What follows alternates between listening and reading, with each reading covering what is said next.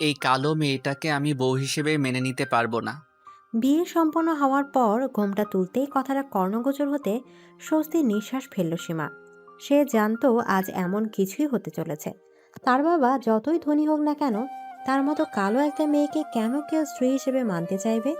সবার সামনেই বিয়ের আসর থেকে উঠে দাঁড়ালো সীমা। অতঃপর তার বাবা সাজ্জাদ চৌধুরীর দিকে তাকিয়ে মলিন হেসে বলল, তুমি খুশি হয়েছো তো আব্বু? আমাকে বিদায় করার খুব তাড়া ছিল না তোমার? আমি বলেছিলাম না তুমি পারবে না? তোমার মেয়ে যে সুন্দর হওয়ার যুদ্ধে হেরে গেছে, তাই তাকে কেউ বউ হিসেবে চাইবে না। ভেতর থেকে কান্না এলেও নিজেকে সামলে নিল সীমা। আর কত কাঁদবে সে? শুধুমাত্র গায়ের রং কালো হওয়ায় ছোটবেলা থেকে সবার কাছে কম অপমানিত আর লাঞ্ছিত তো হয়নি, তাই এখন এসব তার গায়ে শুয়ে গেছে। সাজ্জাদ চৌধুরী কাতরভাবে তাকালেন নিজের বন্ধু রায়হান খানের দিকে। খুব আশা করে নিজের প্রাণপ্রিয় বন্ধু ছেলের সাথে নিজের মেয়ের বিয়ে ঠিক করেছিলেন। তার ভরসা ছিল রায়হান যেমন ভালো মনের মানুষ, তার ছেলেও তেমনই হবে। কিন্তু এখন দেখা যাচ্ছে তার ভাবনা সম্পূর্ণ ভুল। রায়হান খান নিজের ছেলে ইহানকে বোঝাতে গেলেন, কিন্তু তাকে কিছু বলার সুযোগ না দিয়ে উল্টো ইহানই বলল, তুমি কেন আমাকে ঠকালে আব্বু? আমি শুধুমাত্র তোমার কথায় মেয়েকে না দেখেই বিয়েতে রাজি হয়েছিলাম। ভেবেছিলাম তুমি আমার জন্য বেস্টটাই চয়েস করবে। এখন দেখছি তোমাকে বিশ্বাস করাই আমার ভুল হয়েছে। তুমি যেমন আমার উপর ভরসা করেছিলে, আমিও তেমনটাই করছিলাম। আমার নিজের শিক্ষার উপর ভরসা ছিল, কিন্তু আজ তুমি প্রমাণ করে দিলে তুমি আমার শিক্ষায় শিক্ষিত হওনি। নিজের মায়ের মতোই হয়েছো। মানুষের গায়ের রং দিয়ে তাকে বিচার করছো। তুমি বাদরের গলায় মুক্তোর মালা ঝুলাতে চাইবে আর আমিও ঝুলে যাব? আমার মতো এত সুদর্শন আর স্মার্ট একটা ছেলে ওই রকম একটা কালো ভূতকে বউ হিসেবে মানবে? সেটা তুমি ভাবলেও বা কি করে? আম্মু ঠিকই বলে তুমি বাবা হওয়ার অযোগ্য। আমি এই বিয়ে কিছুতেই মানব না। এদিকে রায়হান খান সবার সামনেই নিজের ছেলের গালে চড় দিলেন। এই কথার পরিপ্রেক্ষিতে ইহান ভীষণ অপমানিত বোধ করল। সাথে সাথে বেরিয়ে গেল বিয়ের আসর থেকে। রায়হান খান তাকে আটকানোর বৃথা চেষ্টা করলেন। বিয়ে বাড়ির পরিস্থিতি হঠাৎ থমথমে হয়ে গেল। মানুষ কানাঘুষি শুরু করে দিয়েছে ইতিমধ্যে। কেউ কেউ সীমার জন্য হাই হুতাশ করছে, তো কেউ আবার তাকে নিয়ে উপহাস করছে। বিনা দোষে এসব পরিস্থিতি ভোগ করতে হচ্ছে সীমার। সে তো এত কিছু চায়নি। কলেজে উঠে যখন একটি ছেলেকে নিজের মনের কথা জানিয়ে চরমভাবে অপমানিত হয়েছিল, সেদিন থেকেই তো সীমা ভেবে নিয়েছিল জীবনে কখনো কোনো আশা রাখবে না। কালো মেয়েদের যে আশা রাখতে নেই, তখন থেকে তো সীমা শক্ত করেছিল নিজেকে। অথচ আজ আবার একইভাবে তাকে অপমানিত হতে হলো। আবার একজন তার চোখে আঙুল দিয়ে দেখিয়ে দিল সে কালো, তাই সে কারো ভালোবাসা ডিজার্ভ করে না। এক এক লোকের এক এক কথা আর সহ্য হচ্ছিল না সীমার। কেউ কেউ তাকে সমবেদনা জানাচ্ছিল, তো কেউ সমবেদনার নামে যেন তার কালো চেহারা নিয়ে উপহাস করছে। এসব দেখে বিরক্ত হয়ে যাচ্ছিল সীমা। তাই সৌজা নিজের রুমে চলে গেল। বেনারসি শাড়িটা বদলে নিয়ে পিঙ্ক গ্রাউন্ড পরে নিল। সীমা আয়নায় নিজেকে দেখে বলল, আজ যদি আমি আগের সীমা হতাম, তাহলে এতক্ষণ কেঁদে ভাসাতাম। কিন্তু না, আমি আর কাঁদবো না। নিজেকে দুর্বল হতে দেব না আমি। যা হয় হোক, আমি নিজেকে নিয়েই খুশি থাকবো। বাইরের লোকের যতই সমস্যা থাকুক, আমার আল্লাহর দেওয়া এই চেহারা নিয়ে কোনো ক্ষোভ নেই। আমি নিজেকে ভালোবাসি, পছন্দ করি। আর কে আমাকে ভালোবাসলো কিনা, পছন্দ করলো কিনা, তাতে আমার কিচ্ছু যায় আসে না। এদিকে সাজ্জাদ চৌধুরী সোফায় মাথা নিচু করে বসে আছেন। বিয়ে বাড়ি ইতিমধ্যে ফাঁকা হতে শুরু করেছে। সবাই একে একে চলে গেলেও রায়হান খান এখনো রয়ে গেছেন। সাজ্জাদ চৌধুরীর পাশেই বসে আছেন তিনি। ক্ষমা চাইবেন নাকি সান্ত্বনা দেবেন সেটা বুঝতে পারছেন না। সাজ্জাদ চৌধুরী নিজেই রায়হানকে বললেন, আমি বুঝতে পারছি তুই হয়তো গিলটি ফিল করছিস। দেখ, আমি জানি এখানে তোর কোনো দোষ নেই। আসল দোষটা ছিল আমার। মেয়েটা আমাকে বলেছিল ও বিয়ে করতে চায় না, আমি জোর করেছিলাম। কি করবো বল? আমার আদরের মেয়ে, আমার কিছু হয়ে গেলে ওকে কে দেখবে সেই চিন্তা থেকেই। আমি তোর কষ্টটা বুঝি বন্ধু। ভাবির মৃত্যুর পর তো তুই একা হাতে দুই মেয়েকে মানুষ করেছিস। ছোট মেয়েটা তো মামার বাড়িতে পড়ে আছে। সীমাই তোর সব। জানিস, সীমাকে দেখলে আমার ভাবির কথা খুব মনে পড়ে। শুধু ভাবির গায়ের রং নয়, তার স্বভাবও পেয়েছে মেয়েটা। দেখতে যেমনই হোক, ব্যবহার, মেধা সব দিক দিয়ে সেরা তোর মেয়ে। বুয়েট থেকে পড়াশোনা করেছে। আমার ছেলে হীরার মূল্য বুঝতে পারলো না, কিন্তু দেখবি তোর মেয়ে নিজে একদিন সবাইকে তার মর্ম বুঝাবে। মিলিয়ে নিস আমার কথাটা। আচমকা সাজ্জাদ চৌধুরীর সেক্রেটারি হন্তদন্ত হয়ে ছুটে নিচে এলো। সাজ্জাদ চৌধুরী নিজের সেক্রেটারিকে এভাবে আসতে থেকে ভ্রুকুচকে প্রশ্ন করেন, কি হয়েছে? তোমাকে এমন দেখাচ্ছে কেন? সর্বনাশ হয়ে গেছে স্যার। সীমা ম্যাডাম ব্যাগপত্র গুছিয়ে নিয়েছেন। তিনি নাকি আজই এই বাড়ি থেকে চলে যাবেন। সাজ্জাদ চৌধুরী উঠে দাঁড়ান। রায়হান খানও তার সাথে উঠে দাঁড়ায়। সীমাও ততক্ষণে ট্রলি নিয়ে বেরিয়ে এসেছে। সাজ্জাদ চৌধুরী নিজের মেয়েকে এভাবে দেখে প্রশ্ন করেন, কোথাও যাচ্ছিস তুই এভাবে? শ্বশুর বাড়িতে। কে মা, তুমি এখানে গিয়ে কি করবে? কেন শ্বশুর আব্বা? বিয়েটা যখন হয়েছে তখন তো আমাকে ওখানে যেতেই হবে। আপনি নিজের স্ত্রীকে ফোন করে বলুন তিনি যেন আমাকে বরণ করার জন্য প্রস্তুত থাকেন। তোকে কোথাও যেতে হবে না সীমা। আমি ভেবেছিলাম ইমাম আর তোর সম্পর্কে সবকিছু জেনেই তোকে বিয়ে করতে রাজি হয়েছে, কিন্তু এখন যা দেখলাম তারপর তোকে আর ওখানে পাঠানোর ঝুঁকি নিতে পারবো না। আপনি আব্বুকে বোঝান না, আপনি তো ওখানে থাকবেন আমার হেল্পিং হ্যান্ড হয়ে। তাহলে আমার আর টেনশন কিসের? বিয়ে যখন হয়ে গেছে তখন আমি নিজের অধিকার ঠিক বুঝে নেব। আপনার ছেলে আর স্ত্রী দুজনকেই আমি বুঝিয়ে দিয়ে আসবো মানুষের গায়ের রং ম্যাটার করে না। আপনার স্ত্রী মানে আমার শাশুড়ি তো একটিবারও আমাকে দেখতে এলো না, বিয়েতেও এলো না। এর কারণ কি? ও নিজের ভাইয়ের মেয়ের সাথে ইহানের বিয়ে দিতে চেয়েছিল, কিন্তু আমি সেটা দেইনি। ইহান আমার কথা তোমাকে না দেখেই এই বিয়েতে রাজি হয়ে গেছে। এই নিয়ে ক্ষোভ থেকেও বিয়ের আনুষ্ঠানিকতায় থাকিনি। তবে আমি ভাবিনি যে এভাবে তোমার গায়ের অং নিয়ে ইহান সমস্যা করবে, কারণ আমি ভেবেছিলাম ইহান আমার শিক্ষায় শিক্ষিত। সীমার এখনো মনে আছে রায়হান খানের স্ত্রী মান্নাত বেগম ছোটবেলায় একবার তাকে অপমান করেছিল তার রূপ নিয়ে। সেই অপমান আজও মনে আছে তার। তাই সীমা এখন সিদ্ধান্ত নিয়েছে এই পরিবারে বউ হয়ে গিয়ে রেসিজম ঘুচিয়ে দিয়ে আসবে। তাই রায়হান খানকে বলে, চলুন শ্বশুর আব্বা, আমাকে আমার শ্বশুর বাড়ি নিয়ে চলুন। এদিকে নিজের শাশুড়ি আর বরকে সায়স্তা করতে শ্বশুর বাড়িতে এসে হাজির হলো সীমা। দরজায় কলিং বেল বাজানোয় কিছু সময় পরে মান্নাত বেগম এসে দরজা খুলে দেন। সীমাকে দেখা মাত্র খেপে যান তিনি। বাজখাই গলায় বলেন, ঠকবাস মেয়ে, আমি যদি আগে জানতাম আমার স্বামী তোমাকে পছন্দ করেছে ছেলের বউ হিসাবে, তাহলে নিজের জীবন দিয়ে হলেও বিয়েটা ঠেকাতাম। আর তুমি কোন সাহসে এই বাড়িতে এসেছো? আমি ওকে সাহস দিয়েছি এখানে আসার। আর তুমি বেশি কথা না বাড়িয়ে যাও, গিয়ে বরং ডালা এনে মেয়েটাকে বরণ করো। এদিকে ইহানও এর মধ্যে সেখানে এসে উপস্থিত হয়েছে। সাথে তার ছোট বোন ইনায়াও এসেছে। ইনায়া নিজের বাবার উদ্দেশ্যে বলে, আব্বু, তুমি ভাইয়াকে এভাবে ঠকালে? তোমার থেকে এটা আশা করিনি। আমি না হয় তোমার ভালো মেয়ে নই, তোমার কোনো কথা শুনি না, তাই আমার প্রতি রাগ থাকতেই পারে, কিন্তু ভাইয়া তো তোমার সব কথা শোনে, তোমার ভালো ছেলে। তাহলে তুমি কেন ভাইয়ার সাথে এমনটা করলে? ভাইয়ের জীবনটা নষ্ট করে দিলে। এদিকে রায়হান খান ভীষণই বিরক্ত হন। তার বিরক্ত হওয়া স্বাভাবিক। পরিবার নাকি মানুষের শান্তির জায়গা, কিন্তু তার পরিবারই তার জীবনের সব থেকে বড় অশান্তির কারণ। মান্নাতকে বিয়ে করে তার জীবনে এই অশান্তির সূত্রপাত হয়েছে। মান্নাত ছিল জমিদার বাড়ির মেয়ে, কিন্তু তার মানসিকতা অনেক নিচু স্বভাবের। রূপ দিয়ে সবাইকে বিচার করেন তিনি। মেয়েটাও হয়েছে একদম মায়ের মতো। ছেলেটাকে অন্যরকম ভেবেছিলেন, কিন্তু এখন দেখছেন ছেলেটাও একই রকম।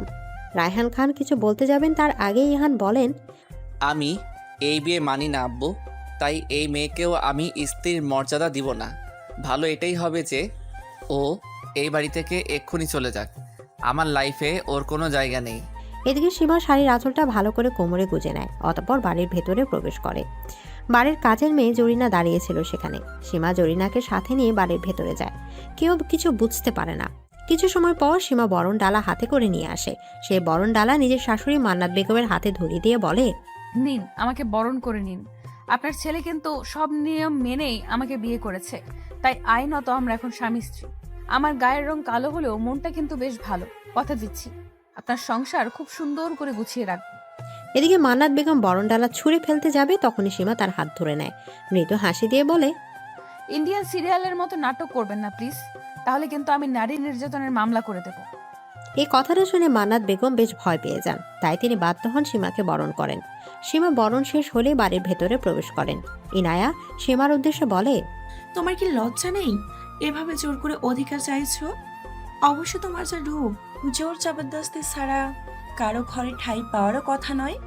একজনের মতো অন্তত জোর করে অন্যের প্রেমিকার সাথে প্রেম করতে চাইনি। এদিকে ইনায়া আর কিছু বলতে পারল না, কারণ কথাটা যে তাকে উদ্দেশ্য করেই বলা হয়েছে সেটা বুঝতে আর বাকি নেই। সীমা ও ইনায়া একই কলেজে পড়ছে। সীমা ইনায়ার 1 বছরের সিনিয়র ছিল। সেই সময় ইনায়া সীমার বেস্ট ফ্রেন্ডের প্রেমিকের সাথে সম্পর্কে জড়াতে চেয়েছিল। সেই নিয়ে অনেক কাহিনীও হয়ে গেছে। অনেক কষ্টে নিজের বাবার কানে এসব কথা আসতে দেয়নি ইনায়া। এখন যদি সীমা বলে দেয়, সেই ভয় থেকে ইনায়া চুপ হতে হলো। এই বাড়িতে ঢুকেছেন ভালো, কিন্তু আমার রুমে প্রবেশ করার সাহস দেখাবেন না। যাকে আমি স্ত্রী হিসেবেই মানি না তাকে আমার লাইফে আমি আসতে দিতে চাই না। কবুল বলে বিয়ে করেছেন আর এখন বলছেন লাইফে জায়গা নেই। আপনাকে কিছু বলার নেই, হোয়াট এভার। আমি নিজের অধিকার বুঝে নিতে জানি, তাই আপনার কথা শোনার কোনো আগ্রহ আমার নেই। আপনার এই রাগ দেখার সময় আমার নেই। আমি একজন ইন্ডিপেন্ডেন্ট ওমেন, খুব শীঘ্রই ইঞ্জিনিয়ারিং শুরু করতে চলেছি, তাই আমি অ্যাটলিস্ট স্বামীর মুখাপেক্ষী হয়ে থাকবো না। এদিকে কথাটা বলেই নিজের লাগেজ ছিঁড়ে জরিনার সাথে সিঁড়ি বেয়ে উপরে উঠছিল সীমা। ইয়ান চিৎকার করে জিজ্ঞেস করে, কোথায় যাচ্ছেন আপনি? আমি নিজের রুমে যাচ্ছি। ওটা আপনার নয়, আমার রুম। এখন থেকে ওটা আমারও রুম। আপনার সাথে বেশি বকবক করার সময় নেই। আজ তো আমাদের বাসর হবে, তাই চলে আসবেন। যত খুশি বকবক করার করিয়েন, আমি মনোযোগ দিয়ে শুনবো। তুই চিন্তা করিস না ইহান, এই মেয়েকে কিভাবে বিদায় করব সেটা আমি ভেবে নিয়েছি। তোমার যত কুটুবুদ্ধি আছে সব প্রয়োগ করে দেখাতে পারো, কোনো লাভ হবে না। সীমাকে তোমরা চেনো না, ও যেমন মেধাবী তেমনই বুদ্ধিমতী। ওকে জব্দ করা অসম্ভব। তোমাদের সবাইকে 10 বার বিক্রি করার ক্ষমতা আছে ওর। তাই তোমাদের ভালো এটাতেই হবে যদি তোমরা ওর থেকে সাবধান থাকো। তুমি কি আমাকে ভয় দেখাচ্ছ? ভয় দেখাচ্ছি না মান্নাত, আমি শুধু সতর্ক করছি, বাকিটা তুমি বুঝে নিও কি করবে। এদিকে সীমা রুমে এসে শুয়ে পড়েছে। অনেক ক্লান্ত লাগছে তার। হঠাৎ তার মনে পড়লো আজ তো বাসার উপলক্ষে তাদের ঘর সুন্দর করে সাজানোর কথা, কিন্তু সেরকম তো কিছু দেখছে না এখানে। সীমা লক্ষ্য করলো মেঝেতে বিভিন্ন ফুল ছড়িয়ে ছিটিয়ে আছে। এটা দেখে সে বুঝতে পারলো হয়তো ইহানি সুসজ্জিত বাসর নষ্ট করেছে। মেঝেতে পড়ে থাকা বিভিন্ন ফুল নিয়ে পুনরায় বাসর ঘর সাজাতে থাকে সীমা। ইনায়া ওই রুমের পাশ দিয়ে যাচ্ছিল। হঠাৎ কিছু একটা মনে করে রুমে উকি দিতেই দেখতে পায় সীমা বাসর ঘর সাজাচ্ছে। এই দৃশ্য দেখে ইনায়া বলে, নির্লজ্জ মেয়ে, বাসর করার খুব শখ তোর, তাই না? দাঁড়াও, তোমার বাসর করার ইচ্ছে জন্মের মতো খুঁচিয়ে দিচ্ছি। এদিকে ইনায়া সোজা চলে যায় নিজের মা মান্নাতের রুমে। তাকে গিয়ে বলে, আম্মু জানো, আমি দেখে এলাম ওই সীমানা বাসর ঘর সাজাচ্ছে। কি হবে বলো তো? যা, তোর ভাইকে মানে ইহানকে ডেকে নিয়ে আয়, তারপর আমি দেখছি ওই মেয়ে কি করতে পারে। ইনায়া তাই করে। নিজের মায়ের কথা মতো নিজের ভাইকে ডাকতে যায়। ইহান এসে তার মাকে বলে, আম্মু আমাকে ডাকছিলে? হ্যাঁ, তোর সাথে জরুরি কথা আছে। শুনলাম ওই মেয়ে নাকি বাসর ঘর সাজাচ্ছে। আমি কিন্তু আগেই তোকে সাবধান করেছিলাম তোর আব্বুকে বিশ্বাস করিস না, সেটা তো শুনলি না এখন বস। যাই হোক, তুই কিন্তু ওই মেয়ের সাথে বাসর করবি না। তুই একটা কাজ কর, আজ রাতে নিজের কোনো এক বন্ধুর বাড়িতে গিয়ে থাক। এখানে থাকলে তোর বাবা জোর করে বাসর ঘরে পাঠাতে পারে। ইহান রাজি হয়। অতঃপর নিজের এক বন্ধুকে ফোন করে কথা বলে। এদিকে নিজের বরকে টানতে টানতে বাসর ঘরে নিয়ে যাচ্ছে বউ। শুনতে অদ্ভুত লাগলেও এমনটাই ঘটেছে খানভিলায়। ইহান বাড়ি থেকে বের হয়ে তার বন্ধুর বাড়ি যাচ্ছিল। এমন সময় সীমা তার সামনে এসে দাঁড়ায়। ইহান ব্রু কুচকে বলে, কি হয়েছে? আমার পথ আটকাচ্ছেন কেন? কোথায় যাচ্ছেন আপনি? সেটা তোমাকে বলার প্রয়োজন মনে করছি না। ইহানের এমন অবজ্ঞাসূচক কথা শুনে প্রচন্ড রেগে যায় সীমা। নিজের শাড়ির আঁচল কোমরে বেঁধে নেয়। ইহানের হাত শক্ত করে ধরে বলে, আমি আপনার স্ত্রী, এই কারণেই আপনি বাধ্য আমাকে বলতে। এখনই চলুন আমার সাথে। আপনার আজ কোথাও যাওয়া হবে না, আজ আমাদের বাসর হবেই হবে। অতঃপর ইহানকে টানতে টানতে বাসার ঘরের দিকে নিয়ে যেতে থাকে। ইহান অবাক হয়ে যাচ্ছিল, কারণ সে সীমার শক্তির সাথে পেরে উঠছিল না। সীমা ইহানকে অবাক হতে দেখে বলে, এত অবাক হওয়ার কিছু নেই। আমি কুংফু ক্যারেটে সব জানি, নিয়মিত জিমেও যাই, তাই আপনার থেকে আমার শরীরের শক্তি অনেক বেশি। কালোর জন্য অপমান করেছেন তো, এখন এই কালো মেয়ের গুণও দেখে নিন। এদিকে ইহানকে বাসার ঘরে নিয়ে এসে দরজা বন্ধ করে দেয় সীমা। ইহানকে বিছানায় ধাক্কা দিয়ে ফেলে দেয়। ইহান তোতলাতে তোতলাতে বলে, কি কি কি করছেন আপনি? আমার দিকে এগোবেন না, দেখুন এটা কিন্তু ভালো হবে না। চুপ, একদম চুপ করে থাকুন।